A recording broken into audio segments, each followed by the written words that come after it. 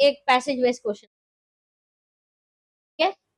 Globalisation से ऐसे भी 4 मार्क्स के क्वेश्चन आने, या तो पैसेज आएगा या तो 4 मार्क्स या तो 2+2, यानी कि 2 मार्क्स का क्वेश्चन और 2 MCQ, यही कवर करेगा, ठीक है। फिर भी आ सकता है, यानी कि 4 मार्क्स से नीचे। Globalisation is a multi dimensional concept, तो मल्टी डायमेंशनल कॉन्सेप्ट के बारे में ऑलरेडी पढ़ाया हुआ है। तो अब आप लोग इस पैसेज को सॉल्व कीजिए। This passage is from globalisation. तो ग्लोबलाइजेशन क्या है, मल्टी डायमेंशनल कॉन्सेप्ट, लेकिन हाँ यहाँ पर सेम आपको थ्योरी को फॉलो करना है कि पैसेज भले आपको दिख रहा है, क्वेश्चन पढ़िए फिर पैसेज में जाकर के उसको देखिए, तो आपको आंसर क्लियर होता है। ज्यादा टाइम आप खाली मान लो ये तो सीधा सा पैसेज है, जहाँ पर आपको आसानी से ये पता है कि ग्लोबलाइजेशन से रिलेटेड मल्टी, लेकिन क्वेश्चन पढ़िए कि क्वेश्चन में यहाँ पर क्या बोला गया है। तो आपको यहाँ पर 4 क्वेश्चन दिए गए हैं, आप इस 4 क्वेश्चन पर फोकस कीजिए। 4 क्वेश्चन है।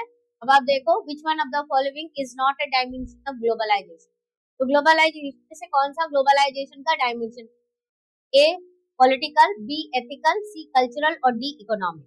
तो which is not the dimension of globalisation, B ethical is not a dimension of globalisation, okay.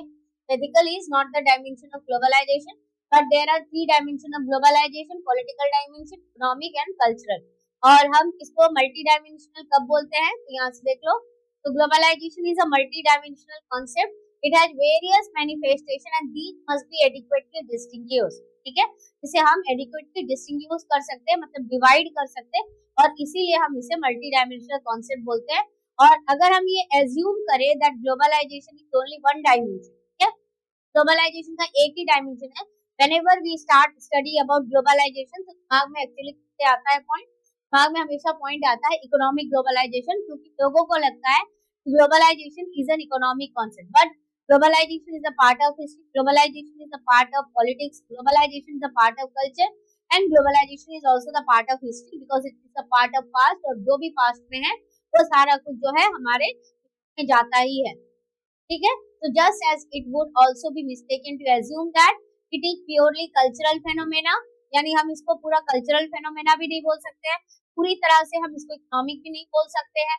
And the impact of globalisation क्या है, ये मल्टी डायमेंशनल है। इट अफेक्ट, और वेरी इंपॉर्टेंट, ग्लोबलाइजेशन का इफेक्ट हर सोसाइटी पे सेम नहीं होता है, कहीं पर ज्यादा होता है, कहीं पर कम होता है, ठीक है। So it affects some societies more than others, and it is important to avoid drawing general conclusion, right? इसलिए जनरल कंक्लूजन ग्लोबलाइजेशन पर निकालना बहुत ही मुश्किल है। About the impact of globalisation without paying sufficient attention to specific context, यानी अगर हमको पॉलिटिकल सिस्टम के ऊपर में ग्लोबलाइजेशन का क्या इम्पैक्ट है, तो उसके लिए हमको पॉलिटिकल डायमेंशन तरह से स्टडी करना पड़ेगा।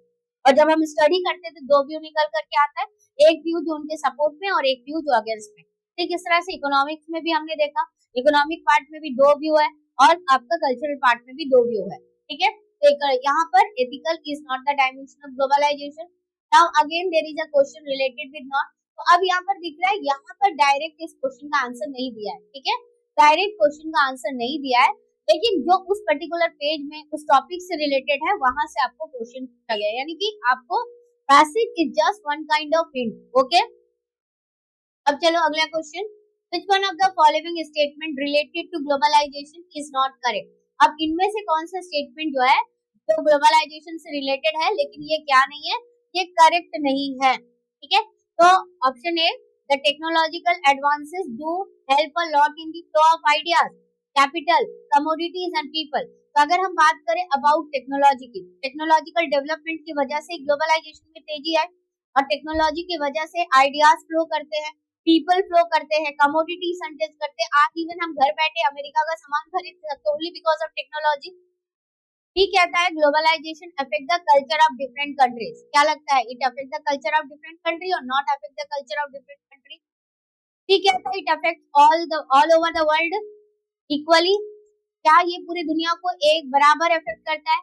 And D, when major economic event takes place their impact is felt at the global level. जब मेजर इकोनॉमिक इवेंट होता है तो उसका इंपैक्ट जो है ग्लोबल लेवल में फेल्ट किया जाता है। तो what is not correct, yes yes, it affects all over the world equally is actually, that is not the correct statement related with the outcome of globalization, क्योंकि ये पूरी दुनिया को एक ग्रुप में इफेक्ट नहीं करता है, तो ये गलत है। लेकिन ये जो बाकी जो है ना स्टेटमेंट, ये आपको एज ए फीचर सब ग्लोबलाइजेशन याद कर लेना है। इसे आपको कैसे याद करना है? एज ए फीचर सब ग्लोबलाइजेशन। आप इस टॉपिक को याद कर लीजिएगा। That it affects all over the world equally is not correct, because it is affecting not equally. चाहे पॉलिटिकल इफेक्ट हो, चाहे कल्चरल इफेक्ट हो, चाहे आपका इकोनॉमिक ग्लोबलाइजेशन के बारे में बात करें, not affecting equally. Okay, now the third question, globalisation as a concept does not deal with one of the following. तो ग्लोबलाइजेशन एज ए कॉन्सेप्ट इनमें से किसमें से डील करता है? Flow of ideas, flow of capital, flow of rivers and flow of people. It do not deal with flow of rivers. Rivers कहाँ बहती है? It is not the part of political issue, it is not the part of what, it is not the part of globalisation. पर natural चीज है, तो वो अपने flow अपने अकॉर्डिंग करती है और उसके अकॉर्डिंग सारा कुछ डिजाइन होता है। ठीक है, हमारे अकॉर्डिंग जो आपका रिवर डिजाइन नहीं होता, रिवर के अकॉर्डिंग हमारा बहुत सारा प्लान जो है अफेक्ट करता है। ठीक है, पर तो ये आपका नॉट है, यानी all the question affect with the not.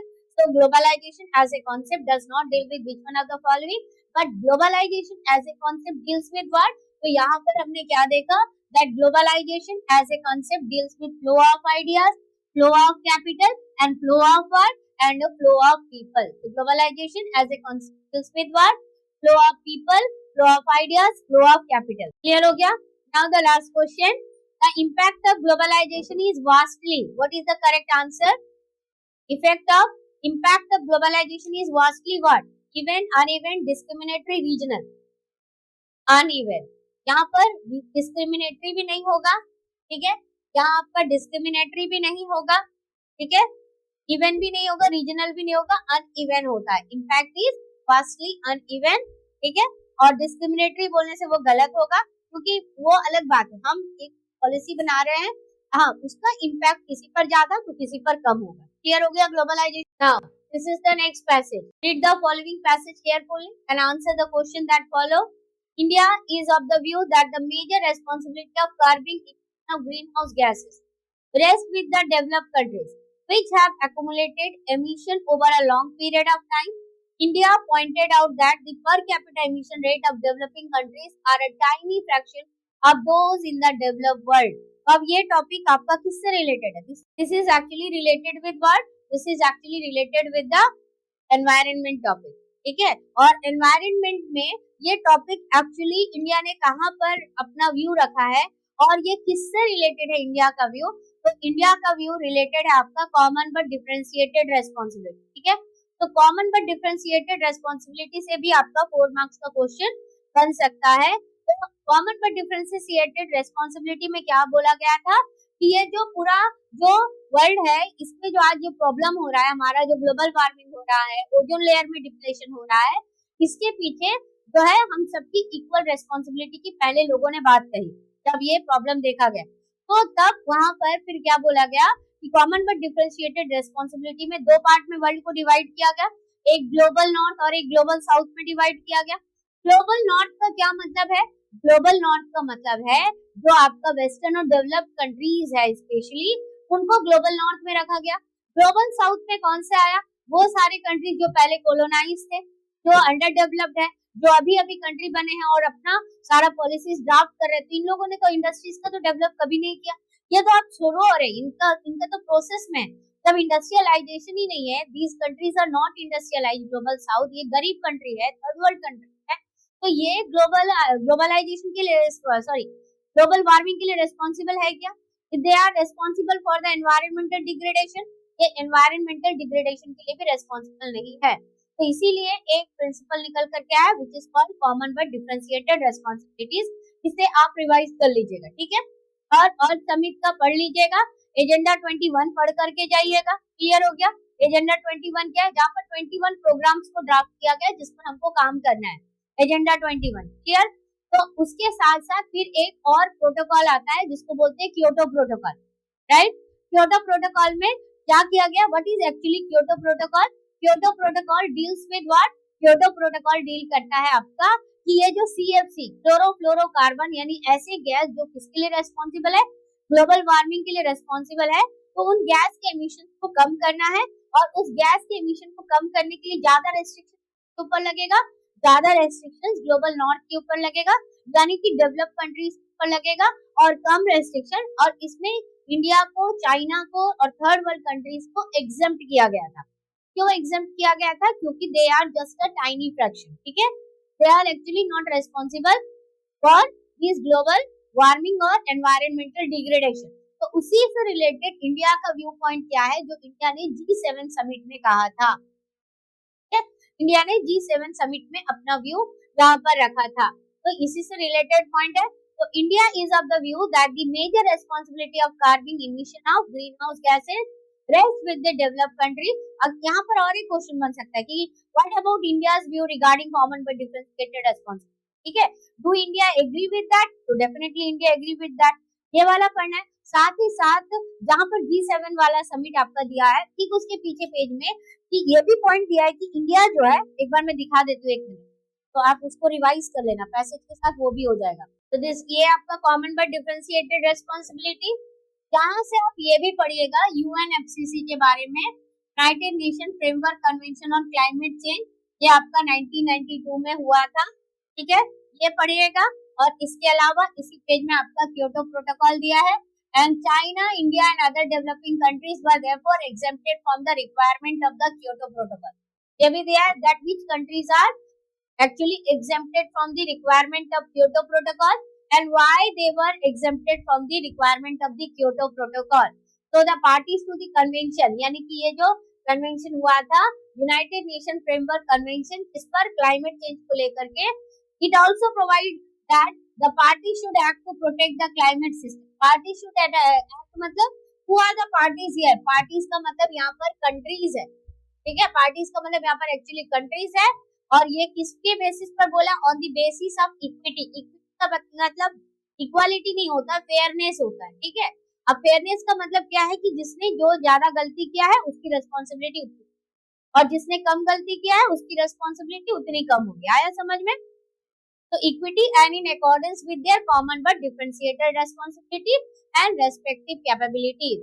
So the parties to the convention, यानी कि those who participated in this particular convention, they all agreed that largest share of the historical and current global emission, किस चीज का global emission हो रहा है आपका? Global emission of the greenhouse gases has originated कहाँ पर originate हुआ था? Developed countries में हुआ था। So it was also acknowledged that पर कैपिटा एमिशन, यानी कि जितना जैसे कि पर कैपिटल जो पर कैपिटा जो इनकम होता है, यानी कि पर पर्सन इनकम, तो पर यूनिट जो है एमिशन यहाँ पर बात की जा रही है।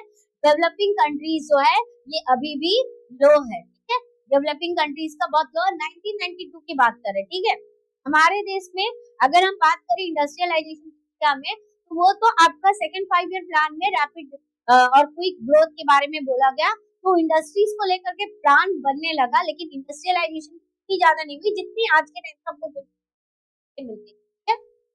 तो ये हो गया। So it was also acknowledge that per capita emission in developing countries are still relatively low.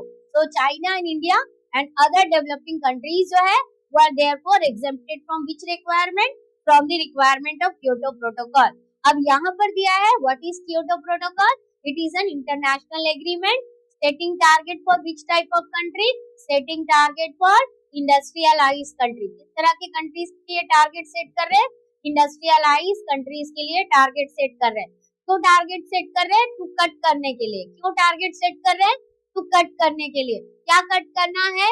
Green house gas को कट करना है। क्या कट करना है? ग्रीन हाउस गैस एमिशन, ठीक है। तो अब which gases, यहाँ से भी आपका क्वेश्चन बनता है that which gases are responsible for the global warming, ठीक है, for the global warming। तो certain gases like carbon dioxide, methane, hydrofluorocarbon etc. are considered at least partly responsible for global warming। So the rise in global temperature which may have catastrophic consequences for life on earth, यानी कि बहुत भयानक होगा। So the protocol was agreed to in कहाँ पर? 1997 में Kyoto में in Japan, based on the principles set out in UNFCCC conference, ठीक है। तो अब ये जो क्योटो प्रोटोकॉल एक्चुअली कौन सा टाइम पीरियड? 1992। और UNFCCC का कॉन्फ्रेंस कब हुआ था? 1992 में हुआ था। इसमें किस प्रिंसिपल को एग्री किया गया था? कॉमन बट डिफरेंशिएटेड एग्रीमेंट जो है रेस्पॉन्सिबिलिटी को एग्री किया गया था, ठीक है।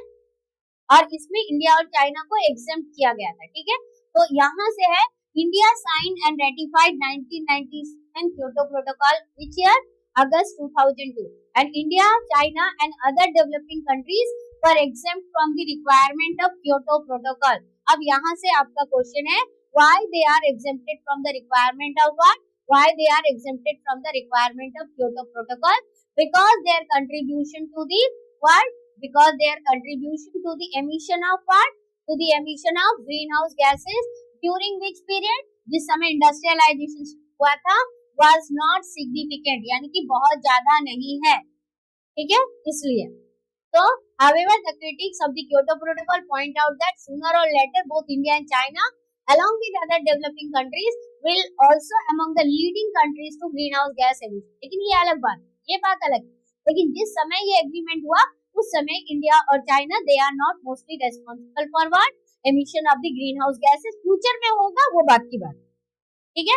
तो अब एट दी G8 मीटिंग, ठीक है, यहाँ पर मैंने गलती से G7 बोला था, it is G8 meeting in June 2005। तो यहाँ से भी क्वेश्चन बनेगा कि कौन सी मीटिंग में इंडिया ने क्योटो प्रोटोकॉल के बारे में बात की थी, common but differentiated responsibility G8 summit 2005 में इंडिया ने क्या पॉइंट आउट किया था, that India pointed out that per capita emission rate of the developing countries are a tiny fraction of those in the developed world, ठीक है। So following these principle of common but differentiated responsibility, India is of the view, India का भी ये view है that major responsibility of curbing emission rest with the developed countries which have accumulated emission over long period of time, okay? तो ये हो गया India का view on what, India's view on common but differentiated responsibility और about the global warming who are mostly responsible. तो India also agreed with the principle of what, with the principle of common but differentiated responsibility, and India's international negotiation position relies heavily on the principle of what, the already UNFCCC का principle। So what was the principle of UNFCCC? Yes, common but differentiated responsibility, very good, यही होगा answer.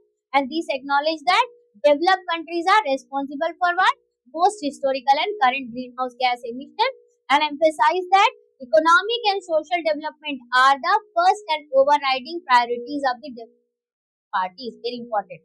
So what is the most important priority of the, यहाँ से आप लिख लेना, पढ़ लेना, most important priority, ठीक है, most important priorities of what, most important priorities of developing countries, developing countries की प्रायोरिटीज क्या है, most important priorities of the developing countries. तो उनकी मेन इंपॉर्टेंट प्रायोरिटी क्या है, इकोनॉमिक एंड सोशल डेवलपमेंट, ठीक है। What is the most important priority of the developing country, economic and social development are the most important priority of the developing country, ठीक है। तो ये कंप्लीट। अब यहाँ पर एक बात और है, neither does it seem fair to impose restriction on India when the country's rise in per capita carbon emission by 2030 is likely to still represent less than half the world average is 3.8 ton in 2000।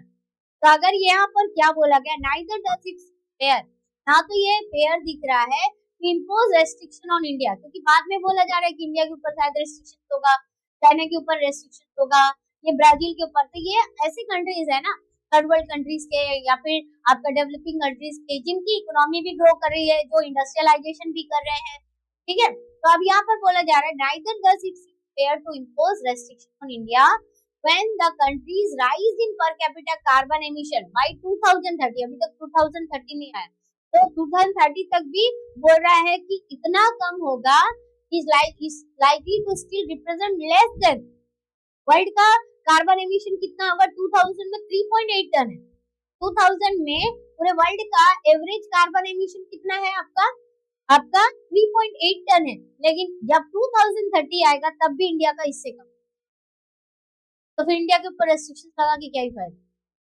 ठीक है। So India emission are predicted to rise, India का emission को ये बोला गया है कितना rise हो सकता है, Indian emission are predicted to rise from 0.9 ton per capita in 2000, यानी जिस 2000 की हम बात कर रहे हैं उस समय 2000 ईयर में आपका वर्ल्ड का कितना है 3.8 टन है, लेकिन इसी 2000 के टाइम पे इंडिया का कार्बन एमिशन कितना है? ओनली 0.9 है। अब बाई 2030 ये हार्डली कितना इंक्रीज होगा?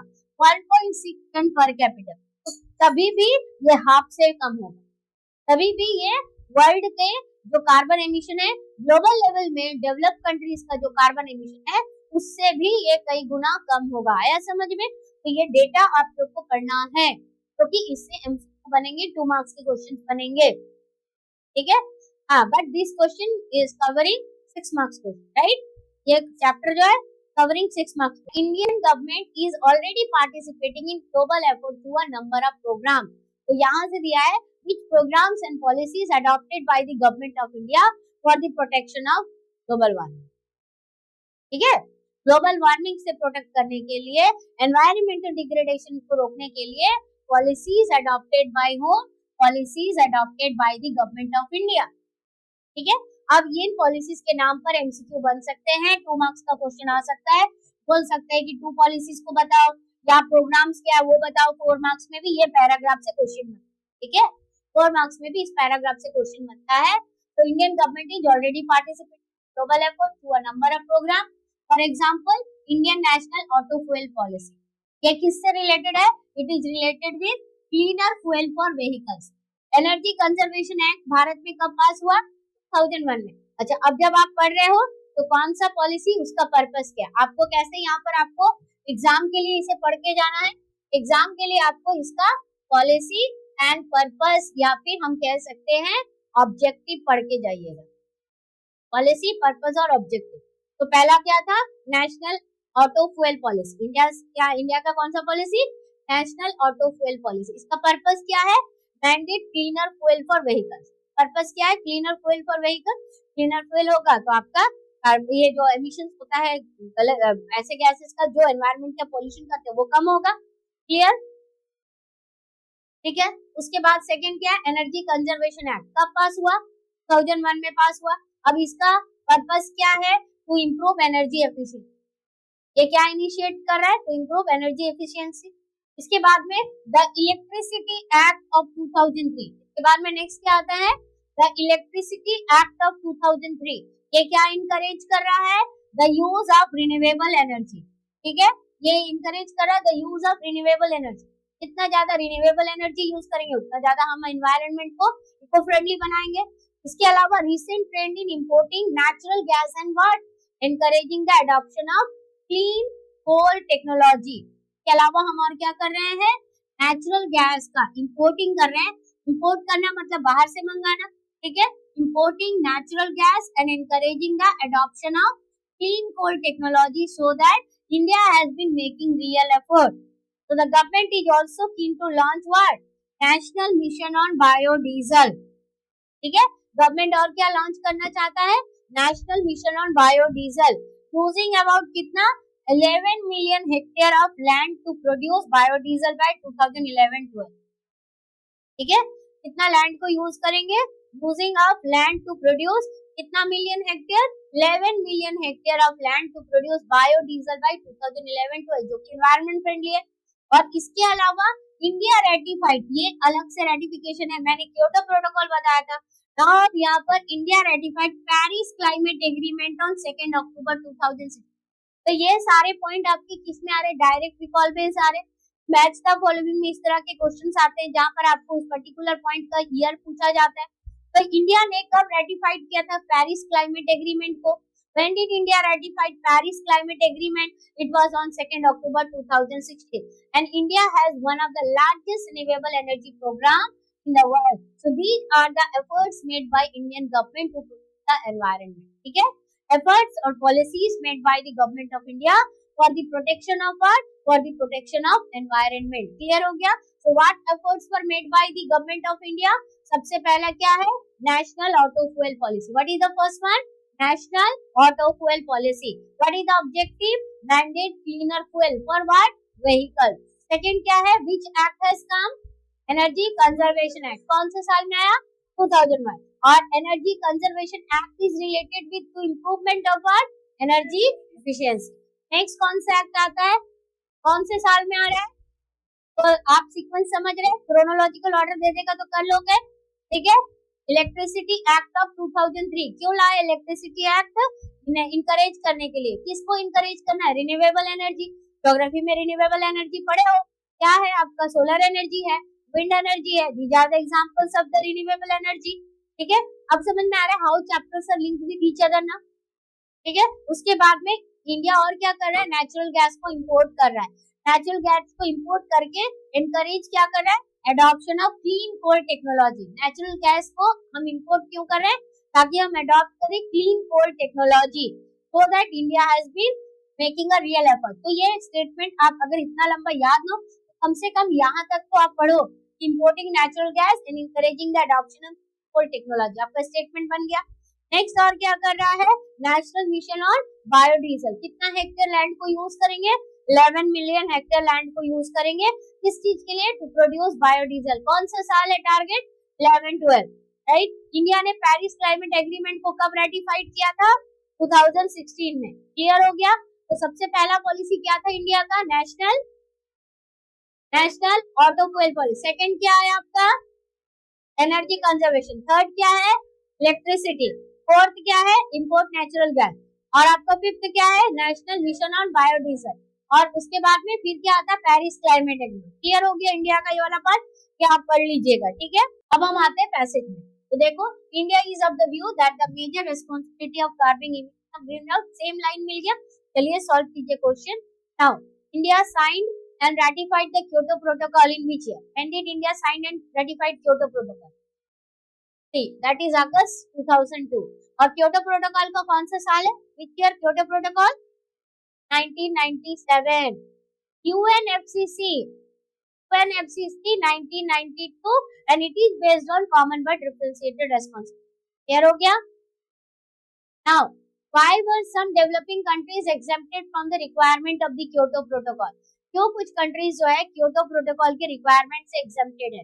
Option A, they were pioneer in developing eco friendly technology. तो हम तो पायनियर नहीं डेवलपिंग इको फ्रेंडली, हमको तो बल्कि क्या चाहिए? अभी हमको पढ़ के क्या दिखा? We need resources and we need clean technology from which country? From developed country. Okay, they had already launch renewable energy resources, right, and their contribution to emission of greenhouse gases was significant. Option A, right? Now, when did the Earth Summit held? Sorry, where was the Earth Summit held? Rio de Janeiro. ठीक है, कौन से साल में हुआ था Earth Summit? First Earth Summit 1992. Clear हो गया? Now, which one of the following is an example of global common? The Great Barrier Reef, outer space. Outer space is really an example? Yes. लेकिन Great Barrier Reef नहीं है, grand Canyon नहीं है, Sahara desert is not the part, क्योंकि ये तो आपका 11 countries को ही कवर कर रहा है। ये अलग अलग कंट्रीज से रिलेटेड है, but outer space is not related with any country, it is, right. तो ये हो गया आपकी 4 क्वेश्चन। चलिए दूसरा पैसेज बेस करते हैं। Next passage base question, read the following passage carefully and answer the question that follows. 1980s, this is from recent development in Indian politics, right? PIMCEF के बारे में है। PIMCEF का फुल फॉर्म आप लोग पढ़ लीजिएगा, ठीक है। उसके बाद में 1987, 1980 saw the politics of the league. तो in 1978 the BIMCF was formed. देखो यहाँ पर क्या किया है, PIMCEF का जो फुल फॉर्म आपके बुक में दिया है उसको यहाँ से ओमिट किया है, I think. And this organization was not an ordinary trade union of government employee. It took a strong position in favor of political power, the Bahujan, SC, ST and OBC and minority, and it was out of this that subsequent दलित शोषित समाज संघर्ष समिति और बाद में फिर क्या बनता है? बहुजन समाज पार्टी बनता है। तो चलिए अब इससे रिलेटेड पहला क्वेश्चन देखिए, वहां पर क्यों BIMCF का फुल फॉर्म हटाया? Because there is a question full form of BIMC, ठीक है। तो Bahujan and minority communities employees federation, Bahujan and minority employees foundation, backward and minority communities employees federation, backward and minority communities employees foundation. So what is the correct answer?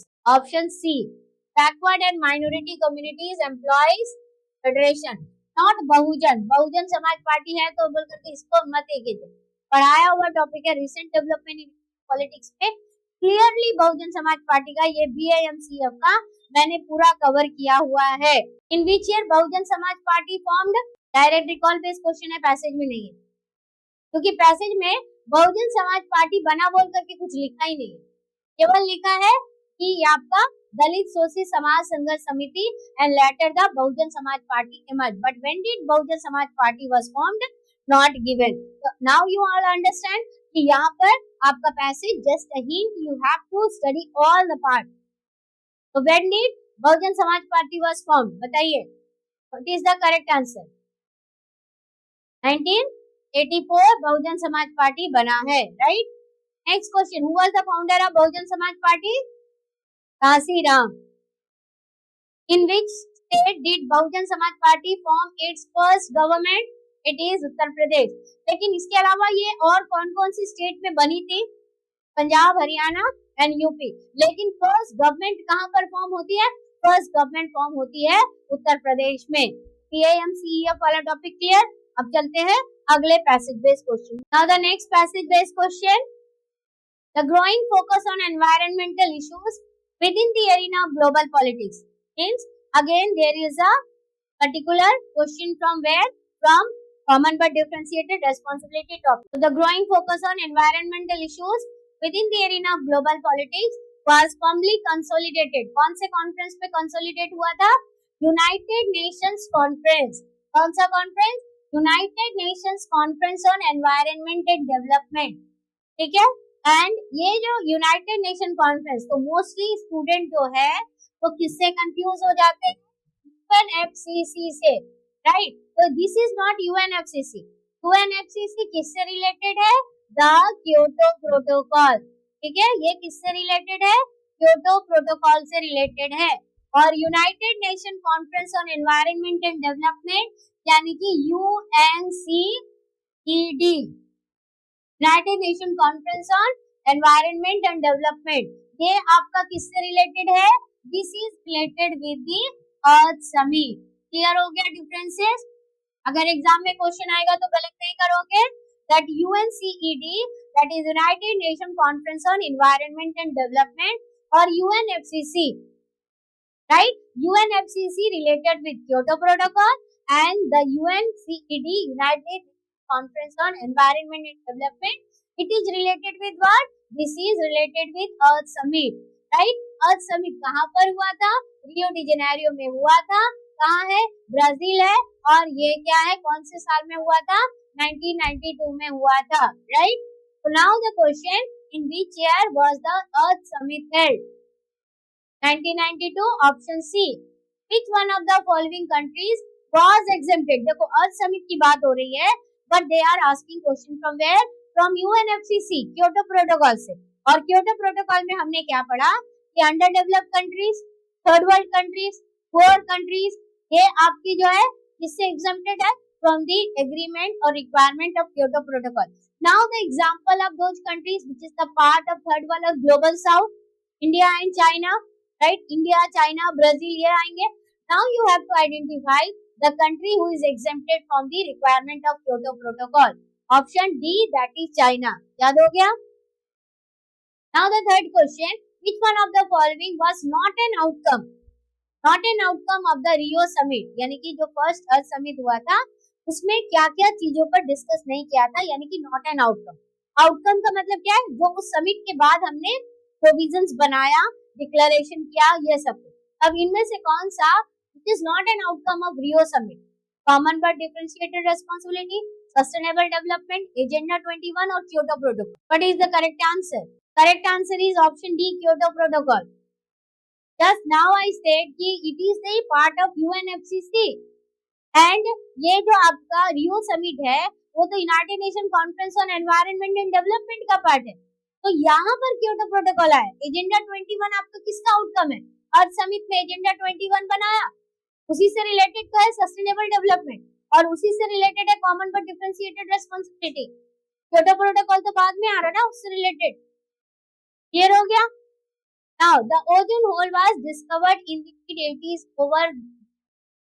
अब ozone hole जो है mid 80s में discover किया गया था। कहाँ discover किया? The ozone hole was discovered in mid 80s over the Antarctic, ठीक है। Now the next passage, and this is from India book.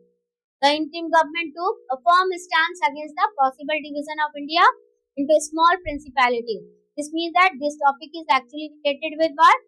This topic is actually related with first chapter, integration of princely state, right?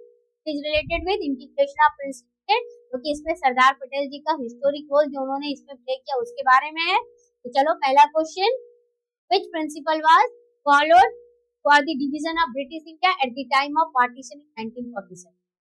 तो British India ने कौन से principal को follow किया for the partition of British India, for the partition of which India? British India. Administrative control, ethnic composition, religious majority, principle of equality. Which principle? That is the religious principle of religious majority. इसके basis पे तो India Pakistan बना है। तो the part जहां पर मुस्लिम ज्यादा है उसको पाकिस्तान को दे दिया जाएगा, एंड दैट्स व्हाई पंजाब का वेस्टर्न पार्ट और बंगाल का ईस्टर्न पार्ट को डिसाइड किया गया for the purpose of partition, and it was on the basis of two nation theory that India is a country of two group of religious community, Hindu and Muslim, और इसलिए मुस्लिम लीग ने demand किया Pakistan for the Muslims. Okay, who was the first deputy prime minister of free India? Sardar Patel was the first deputy prime minister of India. How many princely states were there in Britain at the time of independence? 565. Which of the following statement about the princely state is not correct? इनमें से कौन सा statement princely state से correct है regarding correct नहीं है? The Indian government was ready to give autonomy to some region. The ruler of Junagadh had decided to be the part of independent India. Princely state covered 1/3 of the land area of British Indian Empire, and some of the princely states clearly wanted to become the part of India. So that is correct answer आपकी क्या है? Not में आएगा, तो not में correct answer B है, क्योंकि जूनागढ़ ने डिसाइड नहीं किया था to become the part of independent India, it wanted to be an independent, right? Junagadh, Manipur, Hyderabad and Kashmir created trouble, right? ये चार स्टेट थे जहां पर से प्रिंसली स्टेट प्रॉब्लम आया। जूनागढ़ को विद प्लेबिसाइड करके उसको इंडियन यूनियन में शामिल किया गया था। अब पुलिस इंटरवेंशन यानी मिलिट्री इंटरवेंशन हैदराबाद में होता है, तो मणिपुर के लिए अलग स्ट्रैटेजी और जम्मू कश्मीर के लिए अलग स्ट्रैटेजी। क्लियर हो गया? और बाकी सारे जो है ना, all these are the statement which are related one, और इन सभी को आप पढ़िएगा क्योंकि इससे आपका पॉइंट कवर होता है। प्रिंसली स्टेट से रिलेटेड कौन सा करेक्ट है? तो इंडियन गवर्नमेंट जो रेडी थी टू गिव ऑटोनॉमी तो सम प्रिंसली स्टेट, क्योंकि अगर ऑटोनॉमी नहीं देंगे तो वो हमारे देश का पार्ट नहीं बनेंगे। Princely state 1/3 of the land को कवर करता है ब्रिटिश इंडियन एम्पायर का, and some of the princely state जो है they wanted to be become clearly the part of Indian union. ठीक है, तो कुछ जो है क्लियरली इंडियन यूनियन का पार्ट बनने के लिए रेडी थे। ये हो गया आपका क्या पैसेज बेस्ड क्वेश्चन इंडिया वाले, यानी कि हर जगह से पैसेज आ सकता है, क्या बुक से भी आ सकता है, वर्ल्ड बुक से भी आ सकता है। ठीक है, चलो और now again from the environment, right? तो पूरा का पूरा environment ही आपका कवर हो जा रहा है। ओके, हाँ, लेकिन इसका ये मतलब नहीं है कि आपके एग्जाम में खाली एनवायरनमेंट से आएगा, कहीं से भी पैसेज आ सकता है, so don't be confused. Okay, now the commons are those resources which are not owned by anyone but rather shared by a community. तो just now मैंने आप लोगों को बोला था कि कॉमन प्रॉपर्टी रिसोर्सेज पढ़ने के लिए this is from there only. ठीक है, और इसके साथ साथ ग्लोबल कॉमन्स वाला कॉन्सेप्ट है ये सारा। तो हम पैसेज पढ़ने में टाइम वेस्ट नहीं करेंगे, we will solve the first question, which one of the following aspect best describe the global commons. तो इनमें से कौन सा जो वर्ड है, स्टेटमेंट है जो ग्लोबल कॉमन का एक्चुअल डेफिनेशन है बेस्ट डिस्क्राइब करता है? तो option A, resources only accessible for scientific research, resources under the jurisdiction of single nation, resources located outside the governance of developed nation, and sovereign region under the common governance of international community. So what is the correct statement related with the definition of global commons? So what do you mean by global commons? What is the correct answer?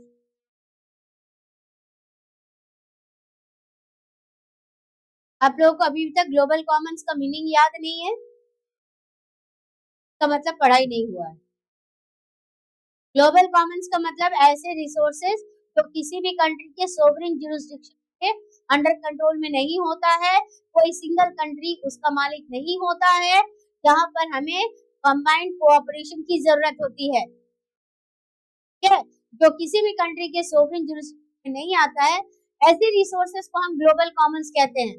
तो इसका option क्या होगा? इसका option होगा resources located outside the governance of no, यहाँ पर तो develop nation, ये भी नहीं होगा, यहाँ पर होगा sovereign region under the common governance of international community, ठीक है, ऑप्शन डी। कंफ्यूज करने के लिए पूरा ऑप्शन डाल के रखा है, ठीक है। यहाँ पर देखो resources only accessible for scientific research, just now we read about the Antarctica, है ना, वहां पर तो साइंटिफिक रिसर्च को बंद करने की बात की जा रही है, क्योंकि उसकी वजह से वहां का नेचुरल जो एनवायरनमेंट है वो ज्यादा प्रॉब्लमेटिक होगा, क्योंकि कंट्रीज बोल रहे हैं मेरा यहाँ पर क्लेम होना चाहिए, मुझे अंटार्कटिका मिलना चाहिए, इस तरह से लीगल क्लेम। दूसरा बोला है resources under the jurisdiction of a single nation, तो कोई भी ऐसे रिसोर्स जो सिंगल कंट्री की जुरिस्डिक्शन है वो ग्लोबल कॉमन नहीं होगा। Resources located outside the governance of developed nation, then what about the developing nation, ठीक है, तो क्या वो डेवलपिंग नेशन के अंडर कंट्रोल में है? तो वो भी नहीं होगा। तो करेक्ट आंसर क्या होगा? Sovereign region under the common governance of international community. Now the next question, the Rio summit of 1992 is also known as earth summit, right, Rio de Janeiro, right. And why is international cooperation essential for managing the global commons? तो global commons को manage करने के लिए we need international cooperation, right? So choose the most suitable option from the following. Resources are abundant and self-replenishing. There are political benefits for sharing resources of other countries. C. Individual countries can manage their resources. D. The approach towards sustainable development is common for all. क्या लगता है? That the approach towards sustainable development is common for all? Yes, that is the approach towards sustainable development is common for all. इसका आपका बाकी क्यों नहीं? Resources are abundant and self-replacing, इसीलिए international cooperation चाहिए, तो ऐसा नहीं है, ठीक है। There are political benefit, no, कोई political benefit नहीं है। Individual countries can manage their resources, no, यहाँ पर नहीं आएगा, तो ये ग्लोबल कॉमन्स में आपका option the correct one, okay. अब चलते हैं अगले पॉइंट में। Which of the following pair of countries are exempted from the requirement of Kyoto Protocol? Pair of country बोला, what is the correct answer? That is China and India exempted from the Kyoto Protocol. इसके अलावा अगर हम features के बारे में बात करें तो फीचर्स में आपका क्या आएगा? थर्ड वर्ल्ड कंट्री या ग्लोबल साउथ, राइट, ये हो गया। Next passage, India adopted a democratic approach to the question of diversity. Democracy allows the political expression of regional aspiration and does not look upon them as anti-national. Anybody will be able to tell that this particular passage is there? Yes, this is from regional aspiration, और regional aspiration के first page से लिया गया है, जहाँ actually democracy के बारे में मेंशन किया गया है कि why did India adopted the democratic approach. तो यहाँ से आपका अलग से क्वेश्चन बन सकता है 4 मार्क्स का, तो आप पढ़ के रखिएगा। Why did India adopted democratic approach to Indian politics और what are the benefits of adopting democratic approach, ठीक है, what are the benefit, ये आपको पूछा जा सकता है। तो यहाँ पर पैसेज भी दे दिया और इस पैसेज से रिलेटेड क्या क्वेश्चन होगा मैंने वो भी आपको बता दिया। तो एक बार पैसेज पढ़ लेते हैं ताकि आपका ये पर्सपेक्टिव क्लियर हो जाए। तो India adopted a democratic approach, why India adopted a democratic approach to deal with the diversity, क्या ने डेमोक्रेटिक अप्रोच क्यों अडॉप्ट किया? ताकि हम डाइवर्सिटी के प्रॉब्लम्स को सॉल्व कर सके। अब इसका बेनिफिट क्या है? यहाँ इसी पर्टिकुलर पैसेज में इसके बेनिफिट को भी बताया है। द डेमोक्रेसी क्या अलाउ करता है?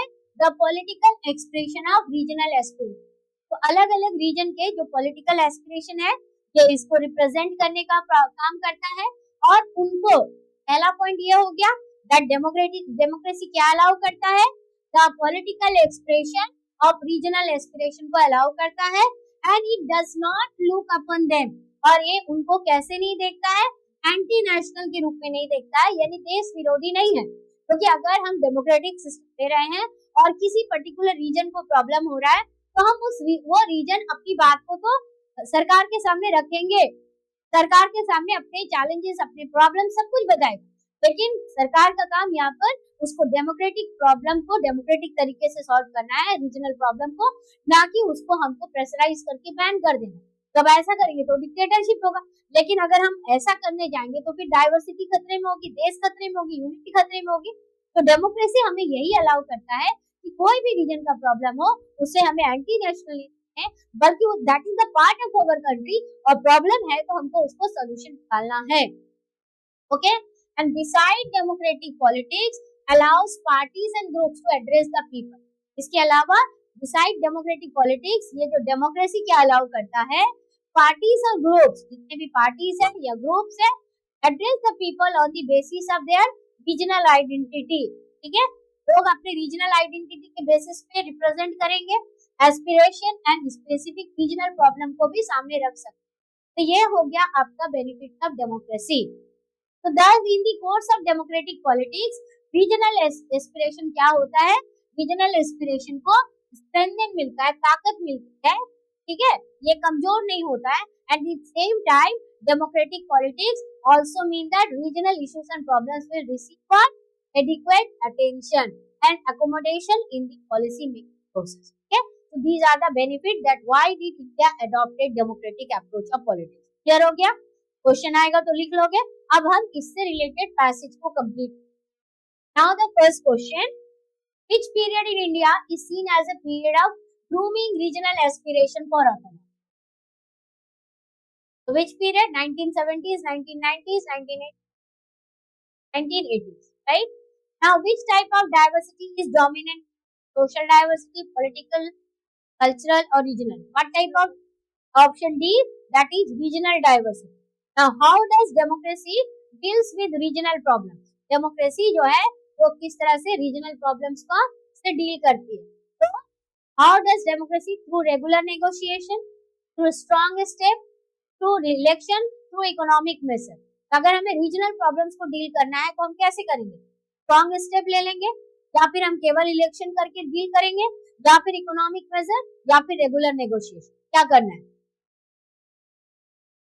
थ्रू रेगुलर नेगोशिएशन, यानी हमें उनके साथ रेगुलरली बात करनी पड़ेगी, प्रॉब्लम्स को समझना पड़ेगा, तब जा करके ही हम रीजनल प्रॉब्लम्स को सॉल्व कर सकते हैं। Okay, now the next question, which one of the following joined Indian union in 1975? So that is Sikkim. Sure? Okay, Sikkim. Right? So Sikkim become the 22nd state of India. Right? This is complete. हो गया? Democracy, regional aspiration के point, regional demands, ये सारे point पढ़िएगा कि Assam movement क्यों हुआ था। ठीक है, मिजोरम की क्या प्रॉब्लम्स थे, ये सारे आपको पढ़ने हैं। ठीक है, how Sikkim become the part of Indian union, Goa कैसे स्टेट बनता है, गोवा का क्या प्रॉब्लम्स था वो हमें पढ़ना है। ठीक है, जम्मू कश्मीर को डिटेल में पढ़ के जाएंगे कि कश्मीर क्या था। क्लियर? तो ये हो गया आपका रीजनल एस्पिरेशन से रिलेटेड एक MCQ.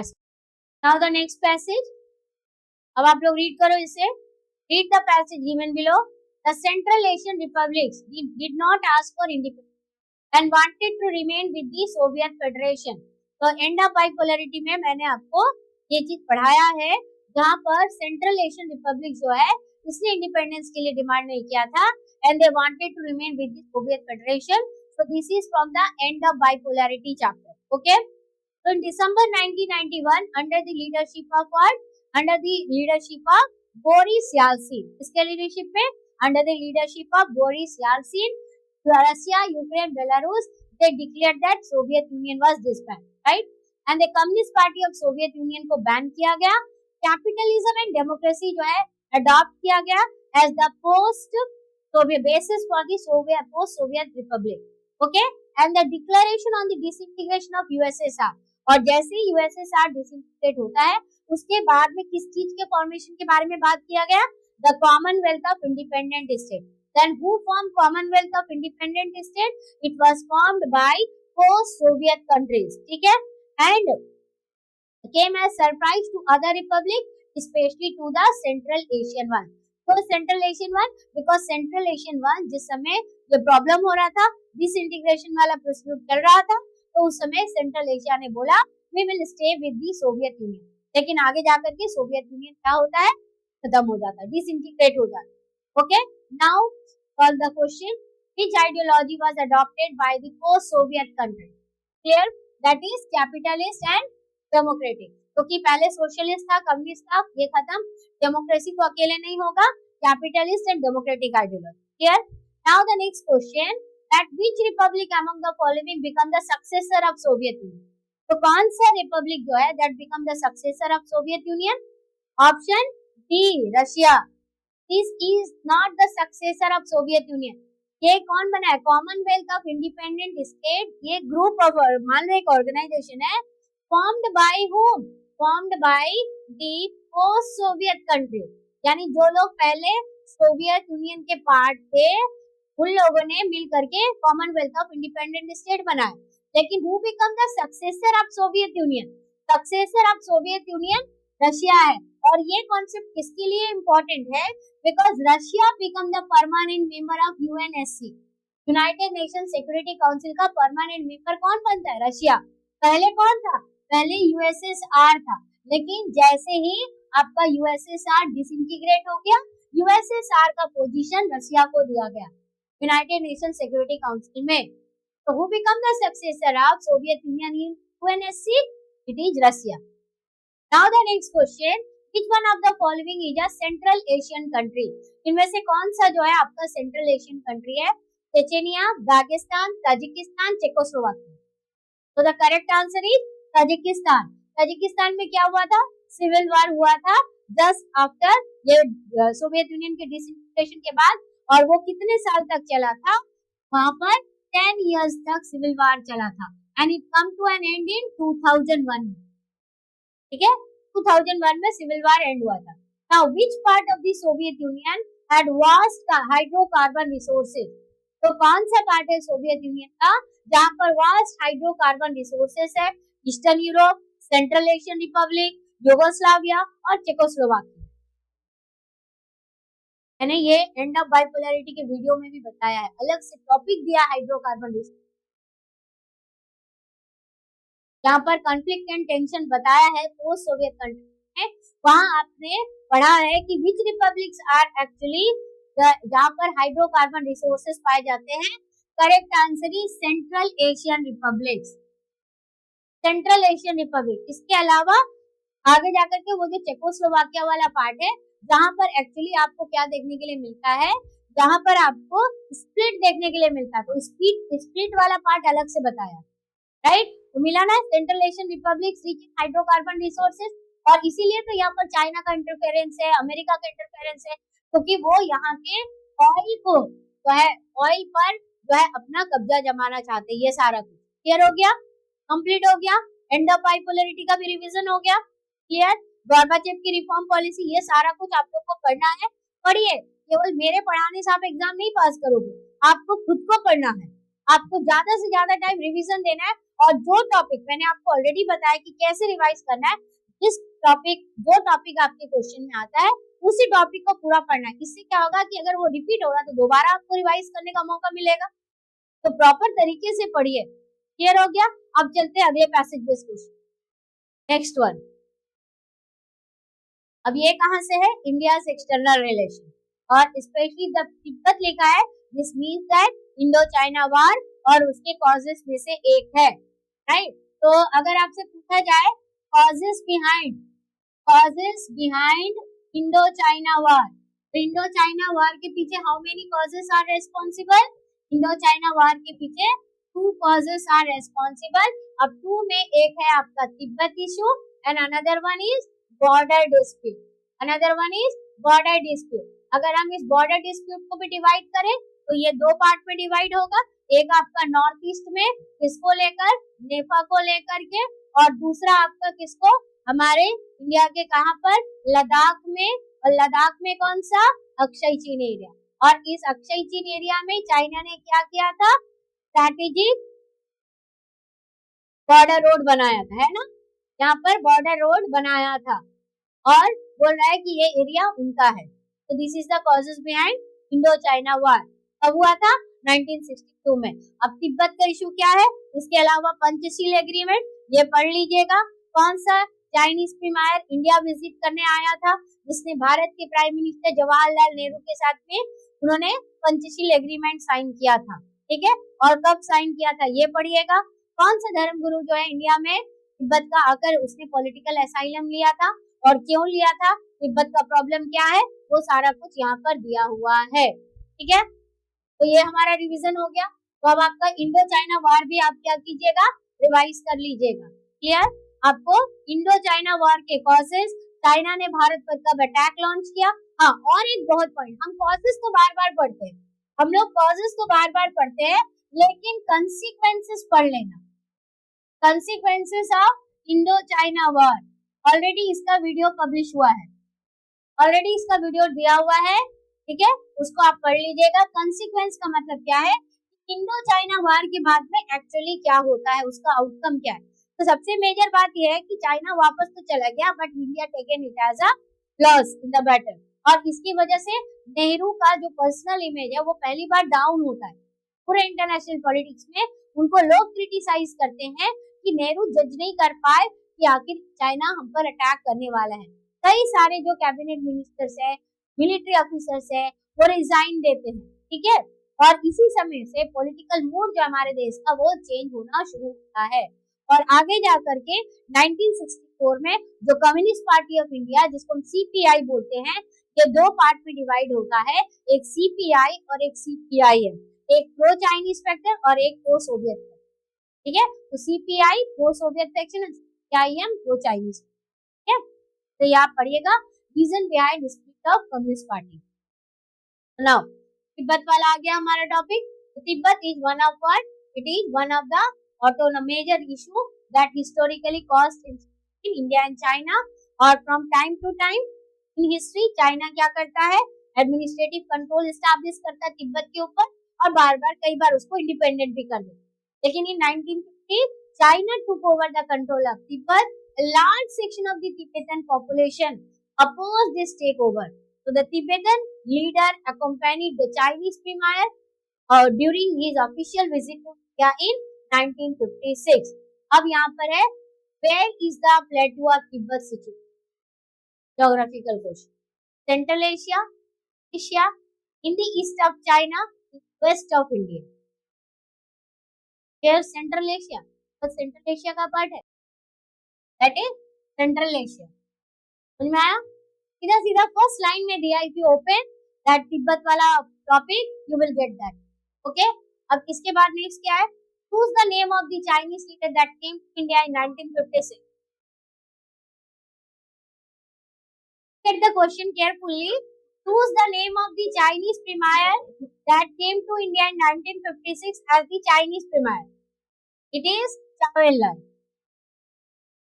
Right? Next. In which year was the Panchashil agreement signed between India and China? It is in 1954. What is Panchashil agreement? It is 5 principles of peaceful coexistence. ठीक है, Panchashil agreement means what? 5 principles of peaceful coexistence is called Panchashil agreement, signed between Indian Prime Minister Jawaharlal Nehru और China के कौन, Zhou Enlai. कब sign हुआ? 29 अप्रैल 1954. Right? Now, from which country did Dalai Lama ask for asylum? Dalai Lama ने कौन से country से asylum, from which country did Dalai Lama ask for asylum? किस कंट्री से दलाई लामा ने asylum मांगा? इंडिया से मांगा, पॉलिटिकल asylum. क्लियर हो गया? Tibet issue clear? India Indo China war complete. Consequence पढ़कर जाइएगा, छोड़ के नहीं जाना है। कॉजेस याद हो गया मुझे पता, बट कंसिक्वेंसेस और कब चाइना ने अटैक किया था, कितने अटैक हुए थे, क्लियर, इनको आप पढ़ेगा। अक्सई चीन एरिया में उन्होंने क्या किया था ये रीड कीजिए, बट कंसिक्वेंस पढ़ना है, छोड़ना नहीं है। Now the next passage based question, read the following passage carefully and answer the question based on it. For the first time since independence, the Congress party was defeated in the Lok Sabha election. Okay. अब यहाँ पर आपको बताना है, it is actually related with the result of which Lok Sabha election. It is actually related with the result of which Lok Sabha election. आप paragraph पढ़ लोगे तो आपको आंसर मिल जाएगा। यहाँ पर आपको ऑलरेडी जो है हिंट दिया हुआ है, Janata Party and its allies won. This is 1977 election. That is the 6th general election. It is related with 1977 general election. That is the 6th general election, and it is after emergency. It is after emergency. emergency के बाद हुई थी. emergency कितने महीने के बाद में खत्म हुई थी? 18 months के बाद में government decided to held election, right. और जितने जो अपोजिशन लीडर्स को जेल में डाल के रखा था उन सबको रिलीज किया. Opposition get very little time for the preparation of this election, but the result of this election proved the referendum against emergency and the slogan given by the opposition, that was save democracy, right. So for the first time since independence, Congress party was defeated in the Lok Sabha election, and Congress could win only how many seats? Only 154 seats, or Janata Party in its allies won 330 seats in Sabha. So it was a massive electoral wave against the Congress in North India. And Congress lost in every constituency. हर जगह पे हारा. कहाँ पर? बिहार में, UP में, दिल्ली में, हरियाणा में और पंजाब में. Now the question is, the above passage refers to which general election to the Lok Sabha? The correct answer is 6th general election. 4th general election 1967. 5th general election 1971. 7th general election 1980. And 6th general election 1977. पढ़ लीजिए इस तरह से sequence. पढ़ेंगे तब आप इसको कर पाएंगे, क्योंकि आपके बुक में कहीं पर भी 6th जनरल इलेक्शन बोल करके अलग से नहीं दिया है. You have to count yourself. Logic लगाने के लिए बोला एग्जाम में. Now how many seat total seat of the Lok Sabha are क्या बोला? How many total seat of the Lok Sabha are the election held. कितने सीट में इलेक्शन हुआ था? It was held in 542 seats में, but actually 543, but election held in 542 seats, right. 542 seats में election हुए थे. ये आपका इलेक्शन रिजल्ट का आपका जो मैप है वहां पर भी दिया है.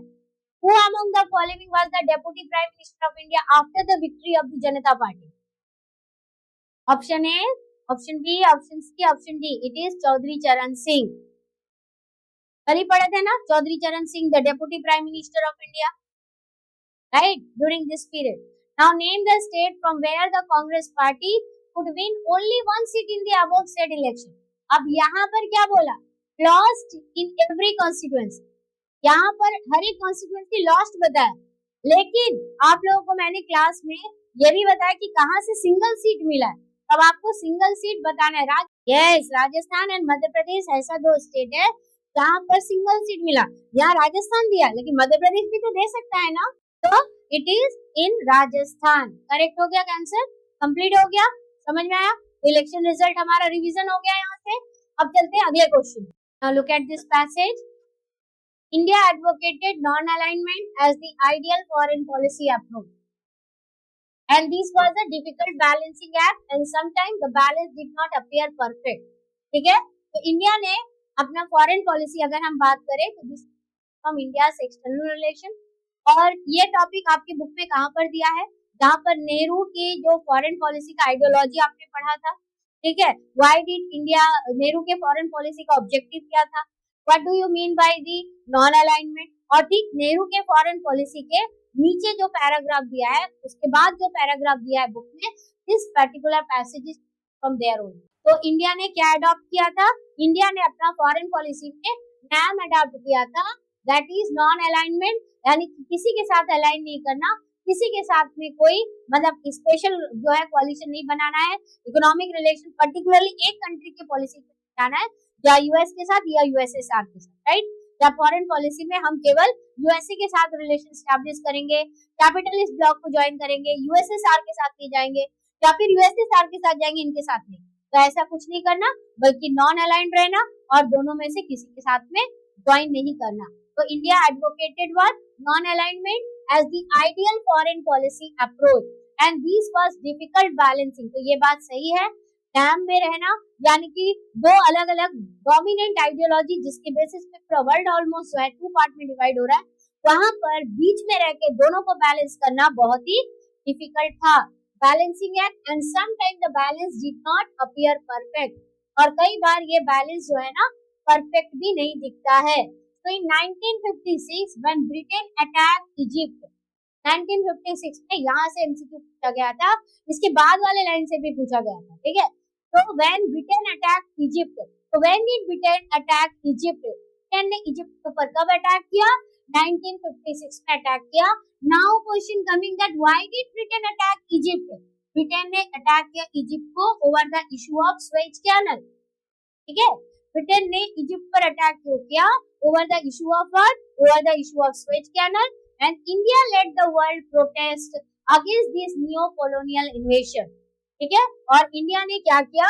वर्ल्ड प्रोटेस्ट किया। इंडिया उस समय प्रोटेस्ट करता था। India led the world protest against this new colonial invasion, but in the same year when USSR, अब यहाँ पर क्या बोला है कि इंडिया अडॉप्टेड नैम, इंडिया ने नैम अडॉप्ट किया। नैम मींस इक्वल बैलेंस, एक तरफ यूएसए और एक तरफ USSR. When we are talking about here about Britain, तो Britain is what? Britain is the part of what? Britain is the part of US plate capitalist system, and when we are talking about USSR, that is the capital socialist world. तो same year यानी कि 1956 में Britain ने attack किया Egypt के ऊपर over the issue of canal. ठीक इसी 1956 में यूएसएसआर ने भी अटैक किया। आपको ईयर नहीं दिया, सेम ईयर बोला, आपसे क्रोनोलॉजिकल ऑर्डर में अरेंज करने बोल सकता है। आया समझ में? तो 1956 में ब्रिटेन ने इजिप्ट पर अटैक किया, 1956 में यूएसएसआर ने हंगरी पर अटैक किया। लेकिन जब ब्रिटेन ने इजिप्ट पर अटैक किया, इंडिया ने प्रोटेस्ट किया, वर्ल्ड लेवल प्रोटेस्ट किया। लेकिन जब सेम ईयर में यूएसएसआर ने हंगरी पर अटैक किया, India did not join it's public condemnation. India ने इसका कोई कंडेमनेशन नहीं किया, कोई पब्लिक प्रोटेस्ट नहीं किया। क्वेश्चन उठेगा, India is the supporter of capital socialist block, India is in more favour of USSR, क्योंकि ब्रिटेन जब अटैक कर रहा तो इंडिया प्रोटेस्ट कर रहा। लेकिन जब वही यूएसएसआर जो दूसरा सोशल क्या ब्लॉक है, पावरफुल ब्लॉक, वो जब हंगरी पर अटैक कर रहा है, इंडिया चुप बैठा है। क्वेश्चन उठेगा ना हमारे पॉलिसीज के ऊपर में, ठीक है।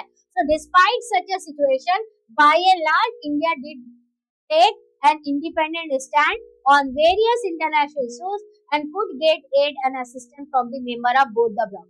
माने इतना जो है ये सारा सिचुएशन और इसकी जो पॉलिसीज क्रिटिसाइज करने के बावजूद इंडिया ने कई सारे इंटरनेशनल इंडिपेंडेंट स्टैंड लिया, और साथ ही साथ इंडिया को जो है बोथ द ब्लॉक से टाइम टू टाइम असिस्टेंस मिला है, हेल्प मिला है। जैसे कि ग्रीन रेवोल्यूशन के लिए जब India face food crisis, we get help from US. और इसी के साथ साथ 1971 में जब बांग्लादेश वार हो रहा था, बांग्लादेश क्राइसिस हो रही थी और इंडिया और पाकिस्तान के बीच लड़ाई हो रही थी, एट दैट टाइम इंडिया ने 20 year peace and friendship sign किया था। किसके साथ? यूएसएसआर के साथ में, राइट, ठीक है। और उसमें ये पीस एंड फ्रेंडशिप ट्रीटी था।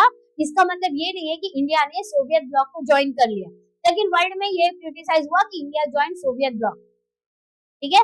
लेकिन वो ट्रीटी साइन करने के पीछे ये भी रीजन था, at that time Pakistan got support from Pakistan and China, ठीक है। ये टॉपिक आपके इंडिया एक्सटर्नल रिलेशन में दिया हुआ है।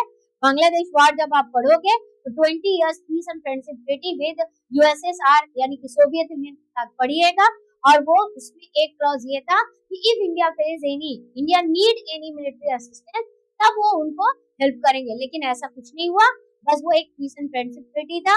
उसका मतलब इंडिया ने कोई नैम को छोड़ करके सुपर पावर ब्लॉक ज्वाइन नहीं किया, ठीक है। तो एक तरफ हमने देखा ग्रीन रेवोल्यूशन के टाइम पे अमेरिका ने हेल्प किया था, तो दूसरे तरफ बांग्लादेश क्राइसिस जब चल रहा था, वार चल रहा था, we are getting support from where, we are getting help from USSR, right, not help actually, that is signing a treaty, ठीक है। इसके अलावा पोस्ट कम्युनिस्ट कंट्री के साथ इंडिया का बहुत अच्छा रिलेशन है, स्पेशली रशिया के साथ। ये टॉपिक क्लियर? अब आप इसका क्वेश्चन सॉल्व करो। So who among the following leaders had played a crucial role in the formulation and implementation of India's foreign policy? Right, it was Jawaharlal Nehru. So Jawaharlal Nehru was the prime minister as well as foreign minister at that time, right? Jawaharlal Nehru was the prime minister as well as foreign minister. Okay. Now, in which city was the first summit of NAM held in September 1961? It is in Belgrade, ठीक है। Belgrade में जो है आपका first नाम summit हुआ था, पढ़ के जाइएगा। एफ्रो एशियन यूनिटी के फीचर्स पढ़ के जाइए। India is the supporter of Afro Asian unity, और उसमें खास करके नेहरू जी ने बहुत वाइटल रोल प्ले किया है, वो पढ़िएगा।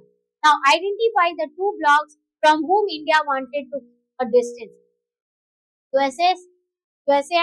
USSR, option C. Okay, next question.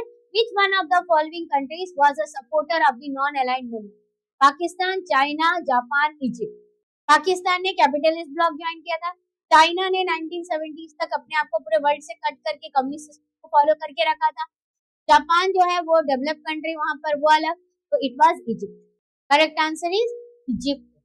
ठीक है, इजिप्ट जो है it was the supporter of NAM, क्योंकि इसके लीडर जो है वो जो है फाउंडिंग मेंबर में आते हैं आपके नैम। ठीक है, now the next passage. Now SAFTA. Okay, अब आ जाओ साफ्ता।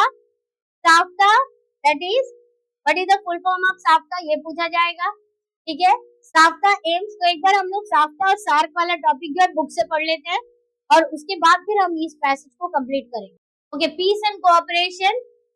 So do the state of South Asia cooperate with each other or do they only keep fighting with each other? तो साउथ एशिया में क्या है, कंट्रोवर्सीज बहुत ज्यादा है, लड़ाई है, जैसे इंडिया और पाकिस्तान के बीच में, इंडिया और चाइना के बीच में, but China is not the part of South Asia, but dominant actor है। ठीक है, तो अब हम बात करते हैं यहाँ पर that in spite of many conflicts, the state of South Asia recognize the importance of our cooperation and friendly relationship among them.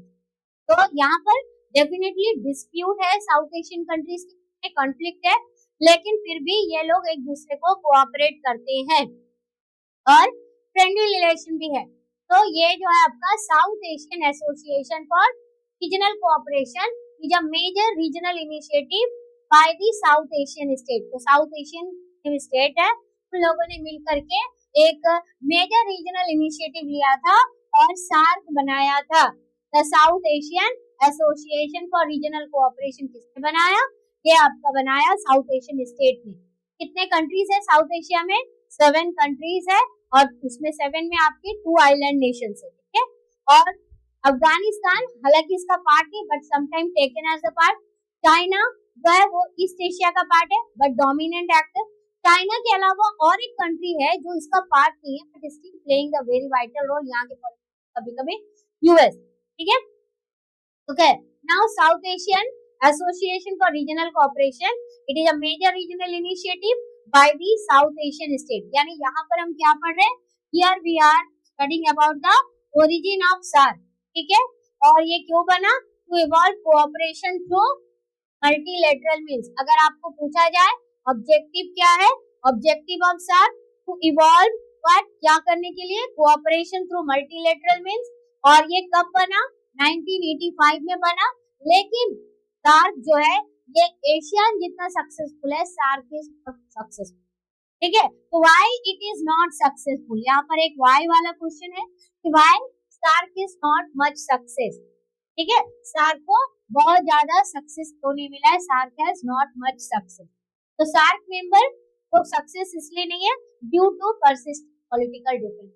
तो इसका एक ही आंसर है यहाँ पर दिया है, due to persistent political differences होने की वजह से सार्क को उतना ज्यादा सक्सेस नहीं मिला है। ठीक है, और सार्क ने जितने भी सार्क मेंबर्स हैं उन्होंने एक एग्रीमेंट साइन किया, एक ट्रेड एग्रीमेंट जिसे कहते हैं SAFTA, South Asian Free Trade Agreement. SAFTA का मतलब the South Asian Free Trade Agreement sign किया है। और इस फ्री ट्रेड एग्रीमेंट के पीछे रीजन क्या है, promise the formation of free trade zone for the whole of South Asia. यानी ये हो गया objective of what, objective of SAFTA. It is what, it is the objective of SAFTA, SAFTA का objective. तो SAARC member sign the South Asian Free Trade Agreement which promise the formation of what, promise the formation of a free trade zone for the whole of South Asia. Okay, अब इसके बाद अगला paragraph which is actually mentioning about SAFTA. So a new chapter of peace and cooperation might evolve in South Asia if all countries in the region allow free trade across the borders. तो अगर मान लो south Asia की जितने countries है, अगर ये अपने countries में बॉर्डर के अक्रॉस अगर फ्री ट्रेड अलाउ करेंगे तो यहाँ पर एक नया इतिहास बनेगा। And this is the spirit behind the idea of SAFTA. तो ये आइडिया साफ्ता के पीछे स्पिरिट क्या है? स्पिरिट है that is the allow all the countries in the region allow free trade across the border।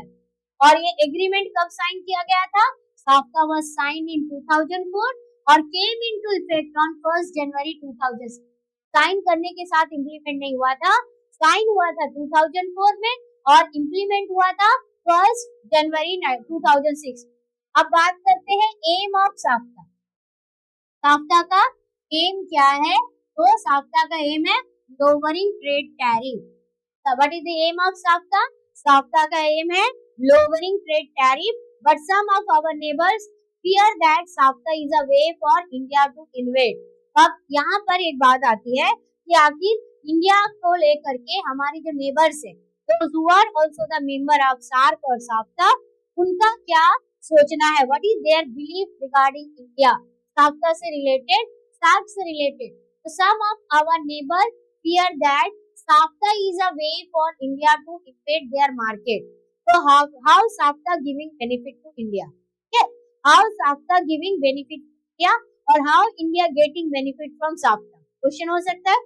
और what benefit India can take from SAFTA as per our neighbors? यानी हमारे पड़ोसी क्या सोचते हैं कि इंडिया को SAFTA से क्या बेनिफिट मिलेगा। तो अगर हम हमारे जितने पड़ोसी कंट्रीज के बारे में देखें, नेपाल, भूटान, इंडिया हमारा नेपाल, भूटान, बांग्लादेश, पाकिस्तान और श्रीलंका और आपका मालदीव, तो आपको क्या दिखता है कि ये सारे कंट्रीज क्या इंडिया से ज्यादा पावरफुल है?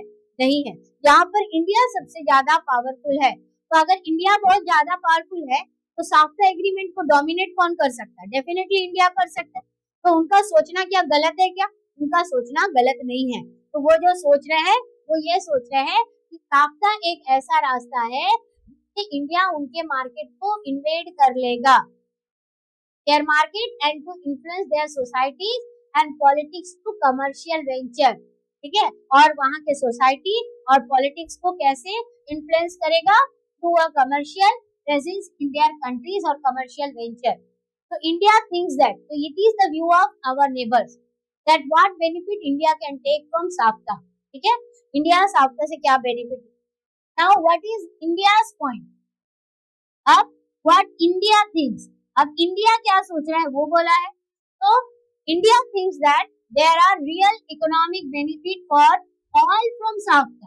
इंडिया का सोचना है कि साफ्ता से केवल इंडिया को नहीं बल्कि जितने भी हमारे नेबरिंग कंट्रीज है उससे सबको बेनिफिट मिलेगा।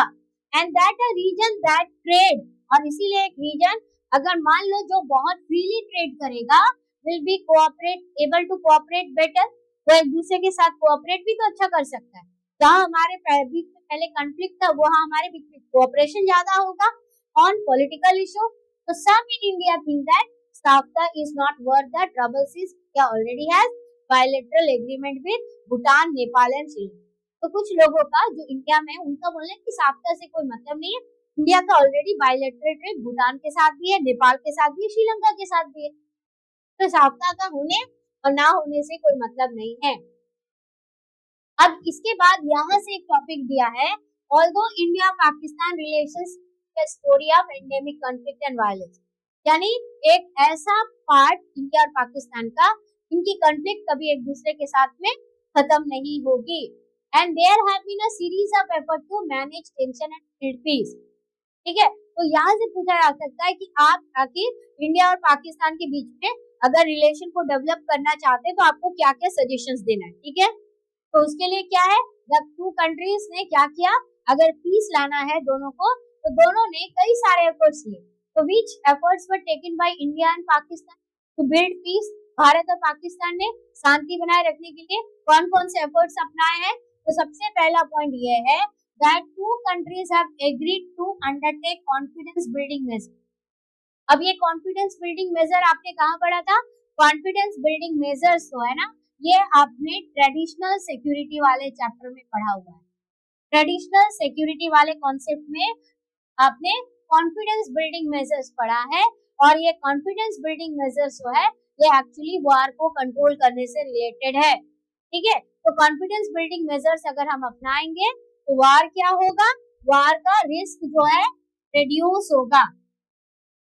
कॉन्फिडेंस बिल्डिंग मेजर्स अपनाने से रिस्क ऑफ वार क्या होगा, रिस्क ऑफ वार कम होगा। ठीक है, तो social activist and prominent personalities के अलावा सोशल एक्टिविस्ट और जो ऐसे इंपॉर्टेंट फेमस पर्सनालिटीज है have collaborated to create an atmosphere of friendship among the people of both the countries and leaders have made it summit to understand each other better।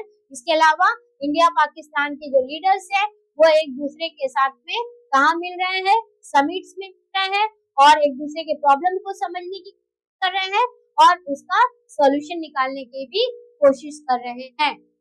इसके अलावा और क्या start किया है इंडिया और पाकिस्तान के relation को ठीक करने के लिए, a number of bus route have been opened up between the two countries. इसके अलावा trade between India and Pakistan have increase and visa जो देना है वो आसान किया गया था। However, in recent time the situation has changed। ये पहले किया गया, ठीक है, पास्ट में ये एक्टिविटी गई थी इंडिया को और पाकिस्तान के बीच के रिलेशन को ठीक करने की। अब एक यहाँ से पैसेज बेस्ड क्वेश्चन बहुत पहले एक क्वेश्चन पेपर में बोर्ड में आया था, no region exist in a vacuum.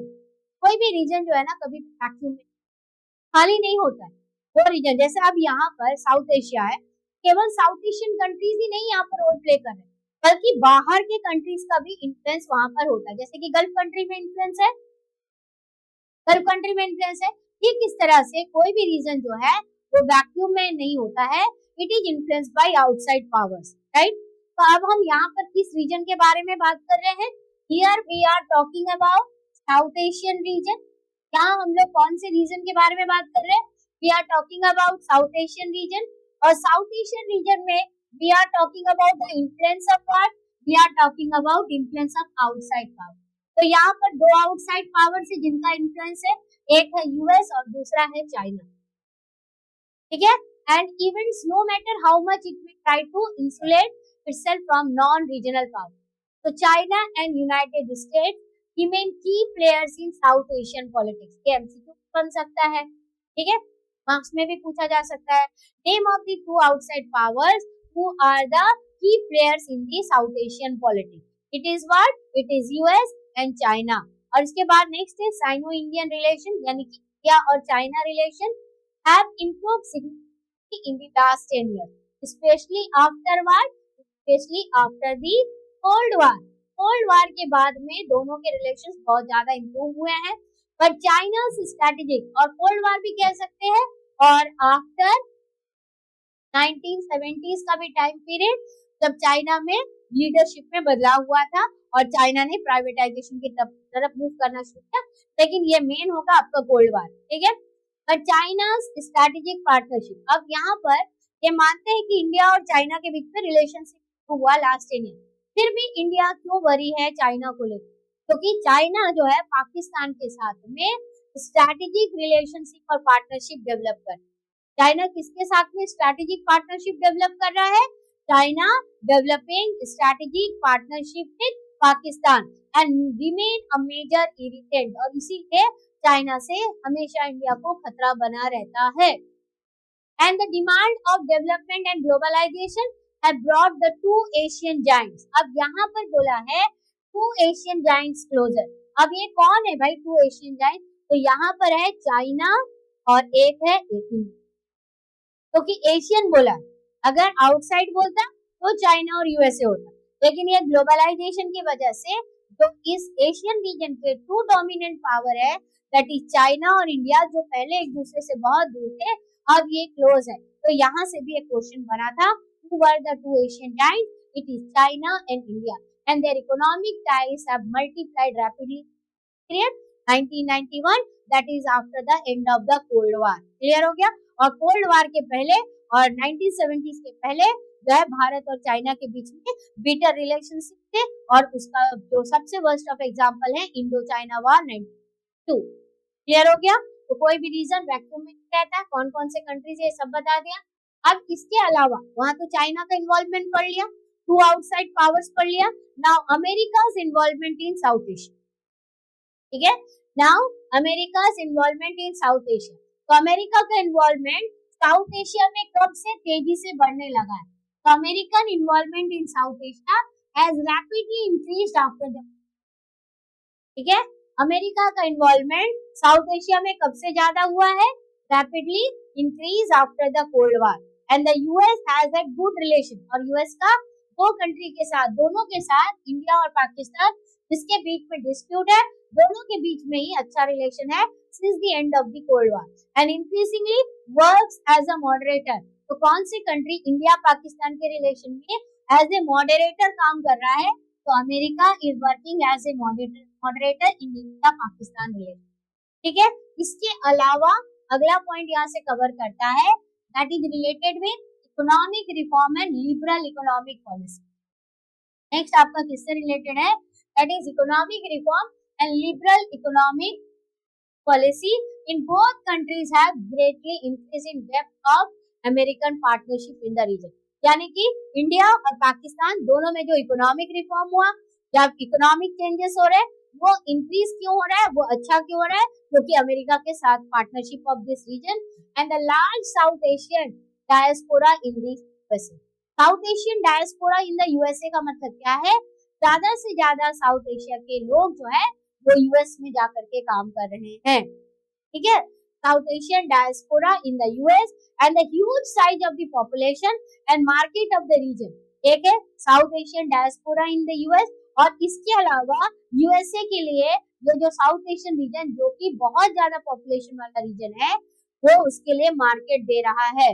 तो added take in the future of the regional security and peace, ठीक है। तो however whether South Asia will continue to be known as a conflict-prone zone or will evolve into a regional bloc with some common cultural features and trade interests will depend more on the people and the government of the region than any other outside। क्या भाई south Asian reason जो है वो क्या बन सकता है, वो क्या डिसाइड करता है कि कॉन्फ्लिक्ट रीजन रहेगा, कॉन्फ्लिक्ट प्रोन रीजन रहेगा या फिर एक रीजनल ब्लॉक में बदलेगा?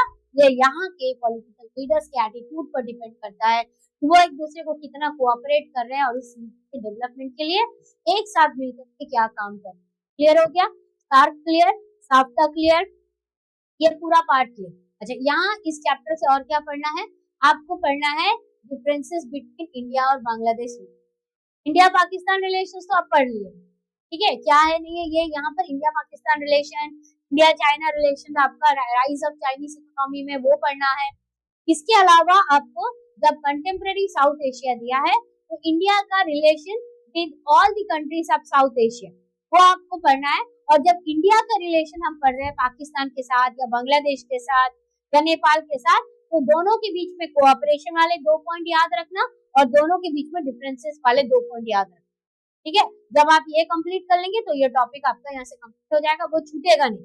तो ये आपके माइंड में नहीं है तो ये आप याद कर लीजिए। India's relation with the South Asian countries, 2 point of cooperation और 2 पॉइंट ऑफ डिफरेंसेस पढ़ना, ठीक है। इंडिया का बांग्लादेश के साथ में किन किन मुद्दों को लेकर अच्छा रिलेशन है और इंडिया का बांग्लादेश के साथ में किन किन मुद्दों को लेकर के डिफरेंसेस, और पाकिस्तान के साथ तो एकदम अलग से ही आपको पढ़ना है, ठीक है। इसके अलावा यहाँ पर और एक इम्पोर्टेंट क्वेश्चन क्या बनता है इसके अलावा, that is the unstable democracy in Pakistan, ये पॉइंट पढ़ना है। एथनिक कॉन्फ्लिक्ट इन श्रीलंका, इसके अलावा आपको देखना है reason behind the formation of Bangladesh, क्या reason behind the formation of Bangladesh. चलो पैसेज में आते हैं। SAFTA aim at lowering trade tariff, but some of our neighbors fear that SAFTA is a way for India to invade their market, ठीक है। तो यहाँ पर वही बताया कि SAFTA से इंडिया को क्या बेनिफिट मिलेगा, and it influence their society or politics through commercial venture and a commercial presence in their country। तो इंडिया का व्यू क्या है SAFTA को लेकर कि सभी को इकोनॉमिक बेनिफिट। तो चलिए अब सबसे पहला क्वेश्चन इसका सॉल्व करते हैं। When did SAFTA came into effect? 1 जनवरी 2000 से, और 1 जनवरी 2004 में क्या हुआ? Now the next question, SAFTA is related to which one of the following regional organization? A option है SAARC, एकदम दिया हुआ direct, SAFTA is related with SAARC. Which one of the following objective is about the spirit behind the idea of SAFTA? अभी पढ़ा है मैंने, spirit behind the idea of SAFTA. ये कहता है to develop a sense of friendship and solidarity among its member nation, B to allow free trade across the border, C to resolve cross border issues with discussion, and D to challenge super powers. तो option क्या है? B to allow free trade across the border, यही spirit है, right. Now question number 4, what among the following was promised by SAFTA? Formation of a free trade? Yes. Trade से related है. Formation of free trade, peaceful environment, strong organization, cultural organization, not the part. कर पा रहे हो? अब आ जाओ next passage. That is the following. The war with China alerted the Indian leadership to the volatile situation in northeast region. तो भाई ये है consequence का part. This is taken from the consequences of Indo-China war. कि Indo China war की वजह से Indian leaders और किस चीज को लेकर विजिलेंट हो गए, ठीक है। तो the war with China alerted the Indian leadership to the volatile situation in North East region and apart from being isolated, यानी नॉर्थ ईस्ट रीजन एक्चुअली क्या है, मेजर इंडियन पार्ट से मोस्टली आइसोलेट दिखता है। यहाँ की पॉलिटिक्स कभी भी ज्यादा हमारे यहाँ पर डोमिनेशन का है ना। This region also presented India with challenge of national integration and political unity. Okay, now the first question, which one of the following state is not a northeastern state? अब इनमें से कौन सा नॉर्थ ईस्टर्न स्टेट नहीं है? Uttarakhand is not a north eastern state. तो north eastern state के जो 7 सिस्टर्स हैं उनके नाम याद कीजिएगा, और उसमें 8 जो है वो सिक्किम है एज ए ब्रदर, ठीक है। तो अरुणाचल प्रदेश, मेघालय, त्रिपुरा, मैप में भी याद रखिएगा, मिजोरम, फिर मणि, फिर न्यागा, याद है ना। Next question, which one of the following state was affected the most in Sino-Indian conflict? Assam, Nagaland, Arunachal Pradesh. Now, which one of the following state was created in the northeast just after the end of the Indo-China War? Yes, it is Nagaland, 1963. क्या होगा आपका? Nagaland 1963, बाकी बाद में है, ठीक है। Which political party got split just after the Indo-China War due to internal difference? CPI, अभी पढ़ाया, communist party of India, 2 part में डिवाइड हो गया, एक आपका सीपीआई और दूसरा आपका सीपीआई है, ठीक है। फिर मार्क्स में पूछा जाता है question. Read the following passage carefully and answer the question that follows. तो this particular passage is related with India's nuclear policy. तो इंडिया का एक ओल्ड न्यूक्लियर पॉलिसी और न्यू न्यूक्लियर पॉलिसी दोनों ही आपका सिलेबस का पार्ट है। तो India conducted a series of nuclear test demonstrating its capacity to use nuclear energy for military purpose. तो after this पाकिस्तान ने भी nuclear energy test conduct किया था। International community imposed sanction on both India and Pakistan, which were subsequently waived. India opposed the international treaties aimed at non-proliferation. ठीक है, तो passage तो मैंने पढ़ दिया, अब क्वेश्चन के बाद ही हम इसको समझाएंगे और क्वेश्चंस के थ्रू। तो in which year India did conducted series of nuclear tests? तो भारत ने कब सीरीज ऑफ न्यूक्लियर टेस्ट किया था? तो इंडिया ने सीरीज ऑफ न्यूक्लियर टेस्ट कब कंडक्ट किया था? 1971, 85, 92, 1998। इट इज इन 1998 पोखरान में किया था, राइट। और इसके पहले इंडिया ने पहला न्यूक्लियर टेस्ट कब किया था? 1974 में किया था, 1974 में, ठीक है। किसकी लीडरशिप में था? इंदिरा गांधी जी के लीडरशिप में किया था, ठीक है। Now identify the treaty that India refused to sign. India ने कौन सा ट्रीटी साइन करने से मना किया? CTBT, Comprehensive Test Ban Treaty. Other than this, is there any other treaty which India refused to sign which is related with this? That is NPT, Nuclear Non-Proliferation Treaty. तो India ने sign करने से मना किया था NPT, क्योंकि ये उनको डिस्क्रिमिनेटरी नेचर में लग रहा था। चाइना ने जब अपना न्यूक्लियर टेस्ट कंडक्ट कर लिया, उसके बाद जो है ये एनपीटी लेकर के आए कि जितने भी नॉन न्यूक्लियर कंट्रीज है उनको एनपीटी साइन करना पड़ेगा, ताकि वो और न्यूक्लियर वेपन डेवलप ना कर पाए, न्यूक्लियर पावर ना हो पाए, ठीक है। तो इंडिया को ये जो ट्रीटीज है ये उनको डिस्क्रिमिनेटरी नेचर लगता है कि क्यों केवल वर्ल्ड के केवल 5 कंट्रीज के पास में ही न्यूक्लियर पावर होंगे वो लोग, तो बाकियों को भी न्यूक्लियर पावर होने का अधिकार है, and that's why India sign को refuse to sign CTBT and NPT. Question 2 marks का पूछा जाता है। Now, in the beginning, India wanted to generate nuclear energy for what? What purpose? तो beginning में इंडिया जो है वो न्यूक्लियर जो है एनर्जी जनरेट करना चाहता था, किस पर्पस में? Option A peaceful, be making atomic bomb, competing with the superpower and ensuring its security.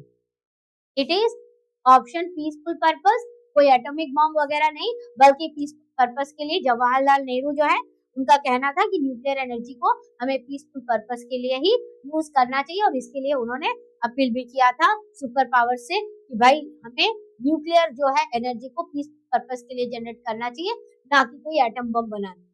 ठीक है, next question, under whose guidance did India initiate its nuclear programme?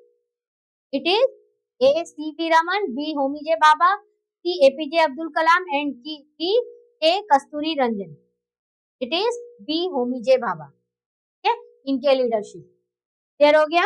Now the next passage based question. अब ये passage based question, the first prime minister of India played a crucial role in setting the national agenda. So it is about Nehru's foreign policy.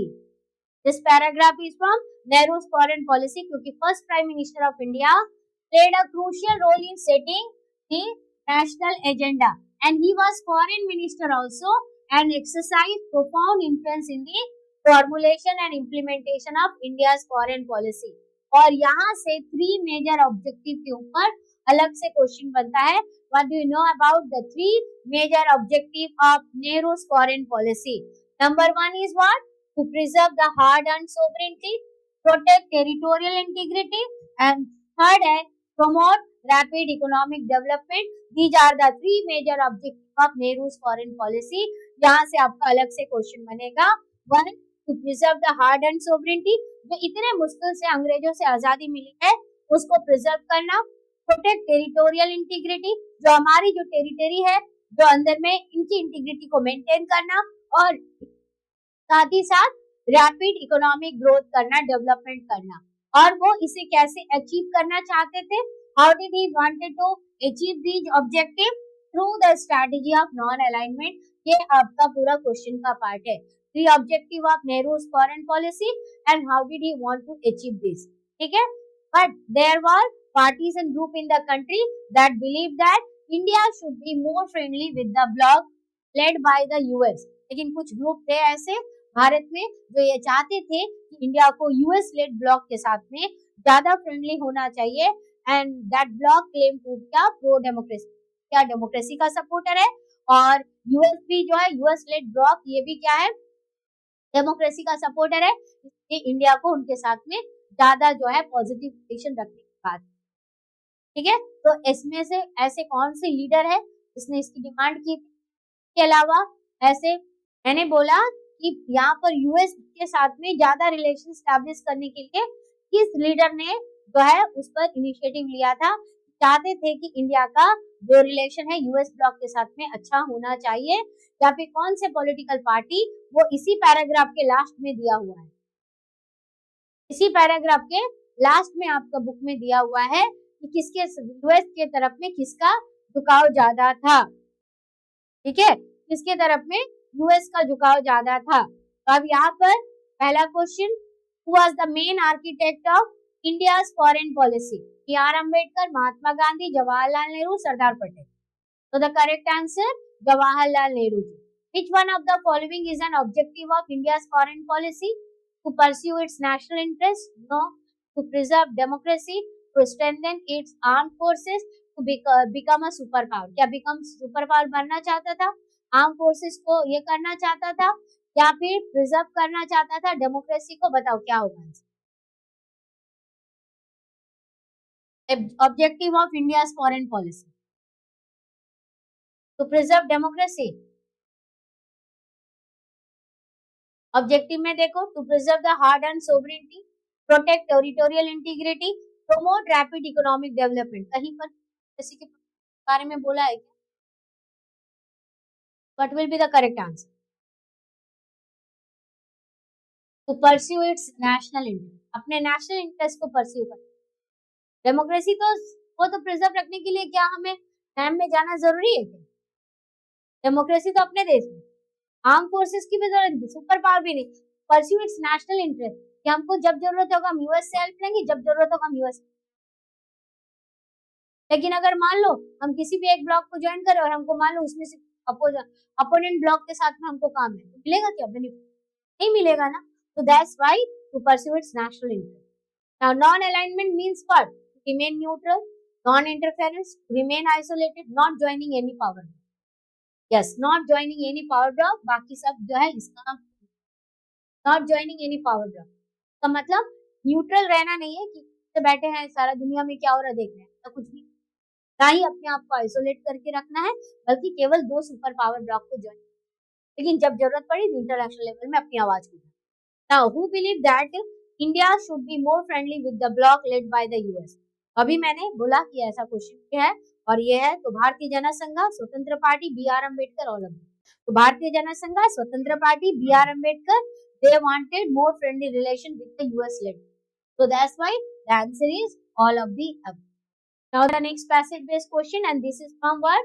This is from Indian Politics since Independence chapter 1 से दिया है that is the challenges of nation building right?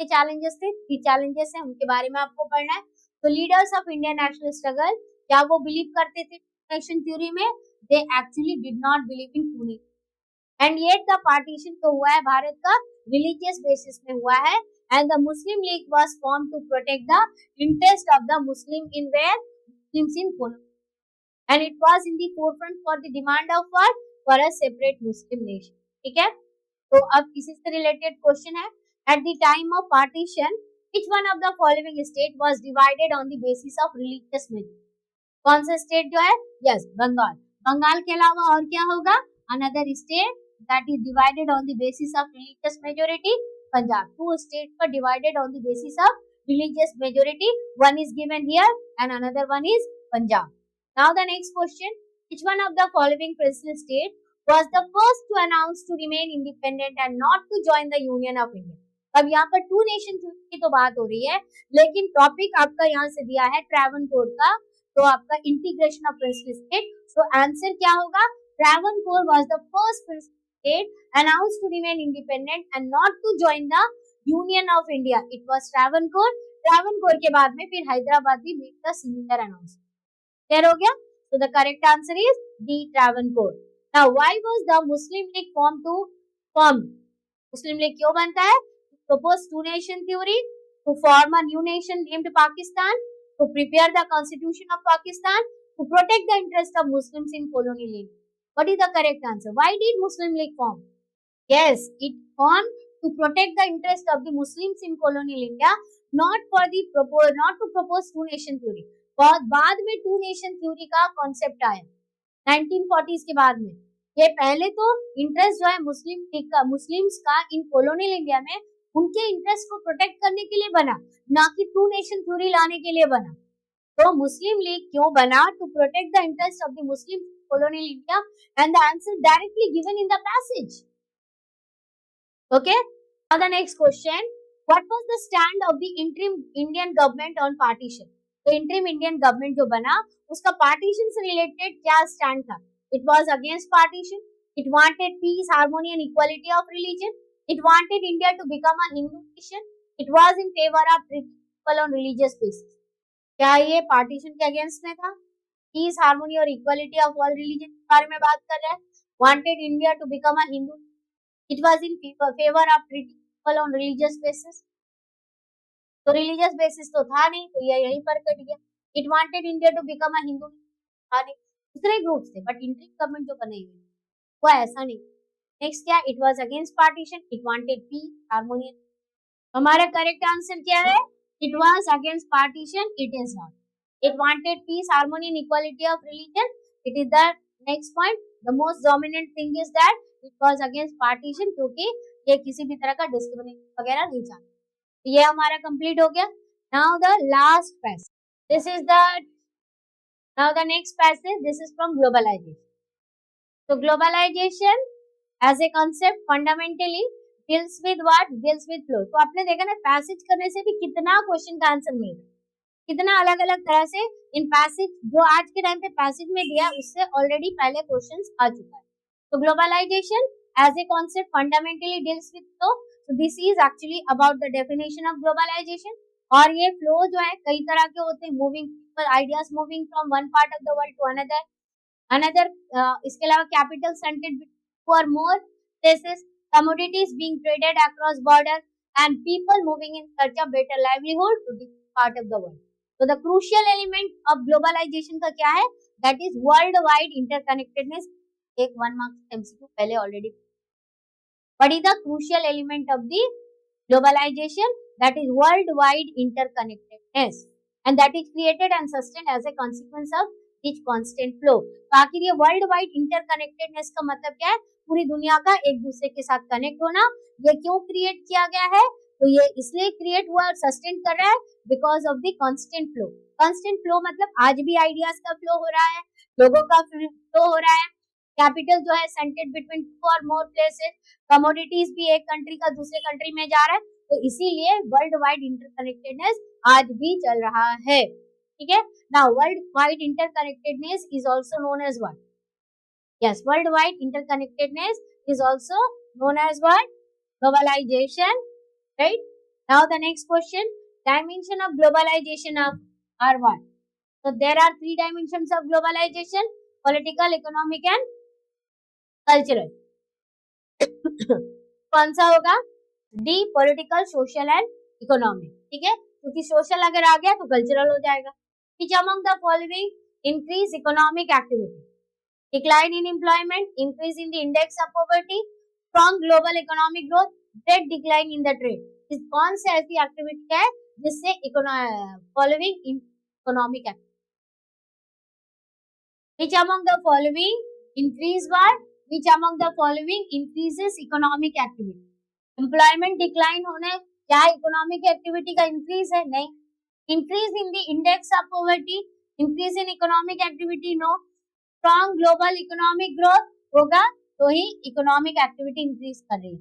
Great decline in the trade, तो ये तो economic activity का कोई increase यहाँ दिखता नहीं। ठीक है, now the next question, which one of the following is an impact of globalisation? और इम्पैक्ट ऑफ ग्लोबलाइजेशन क्या है? The power of the state has increased, new trade barriers have been imposed, choice of the customer has increased, it has given a boost to local industry. Impact पूछा है, impact, तो बताइए globalisation का impact क्या है? The power of the state has increased, new trade barriers जो है have been imposed, choice of the customer has increased, it has given a boost to local industry. अलग अलग एंगल से यहाँ पर पॉइंट दिया। Power of the state has increase, तब कहाँ पर पढ़ा था? That is the positive impact of globalisation in state, है ना। पॉलिटिकल कॉन्सिक्वेंसेस में हमने पढ़ा था, पॉजिटिव इम्पैक्ट पढ़ा था। पॉलिटिकल कॉन्सिक्वेंसेस में एक नेगेटिव है, एक पॉजिटिव। नेगेटिव में कहता है कि स्टेट की पावर को रिड्यूस कर रहा है, तो पॉजिटिव में कहता है कि स्टेट की पावर को कभी कोई चैलेंज नहीं कर सकता है बल्कि बूस्टअप होता है। ठीक है, नेक्स्ट बोला new trade barriers have been imposed. तो भाई ग्लोबलाइजेशन की वजह से क्या कोई ट्रेड बैरियर लग रहा है कि फ्री ट्रेड जोन्स बन रहे हैं?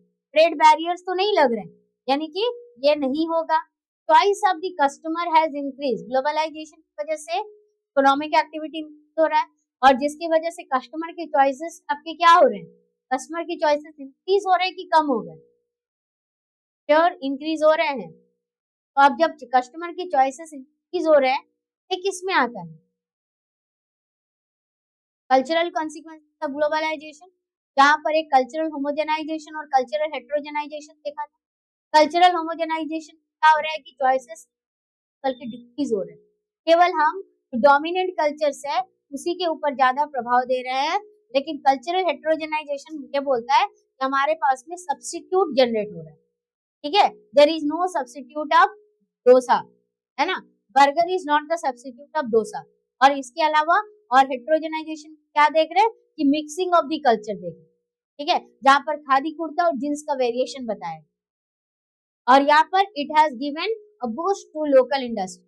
द ग्लोबलाइजेशन से लोकल इंडस्ट्रीज को बूस्ट अप हो रहा है, तो it is given in the positive impact of globalisation. Choice of the customer has increased, तो cultural homogenisation and cultural heterogenisation, it gives boost to local industries. यही नहीं तो नहीं है, जो लोग कस्टमर जो लोग सपोर्टर्स है ना वो बोल रहे हैं, लेकिन एक्चुअली इस ट्रेड यूनियन क्या बोल रहे हैं?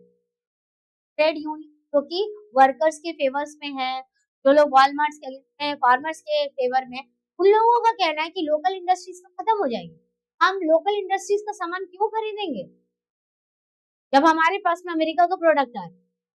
जनरली हम किसको फेवर करेंगे कि लोकल एरिया में बनने वाले आपका कोई क्रीम को या दवा को, या तो फिर आपका अमेरिका से आने वाला दवा। हमारे दिमाग में तो यही रहेगा ना कि अमेरिका का जो दवा है वो बेस्ट होगा, क्योंकि वो डोमिनेंट कल्चर है ना, लोकल इंडस्ट्रीज तो बूस्टअप नहीं होगा।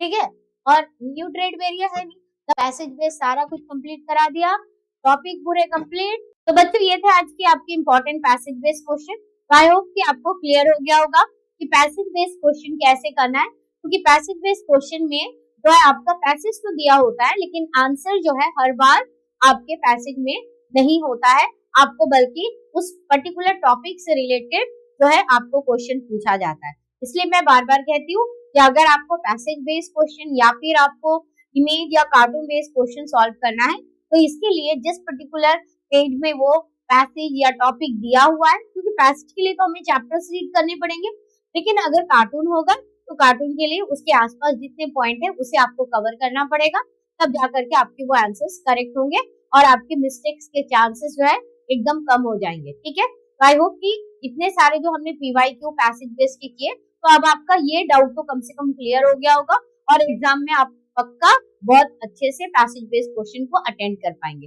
ओके स्टूडेंट, तो thank you for watching this video. फिर मिलते हैं अगले वीडियो में। Happy learning and all the best for your exam.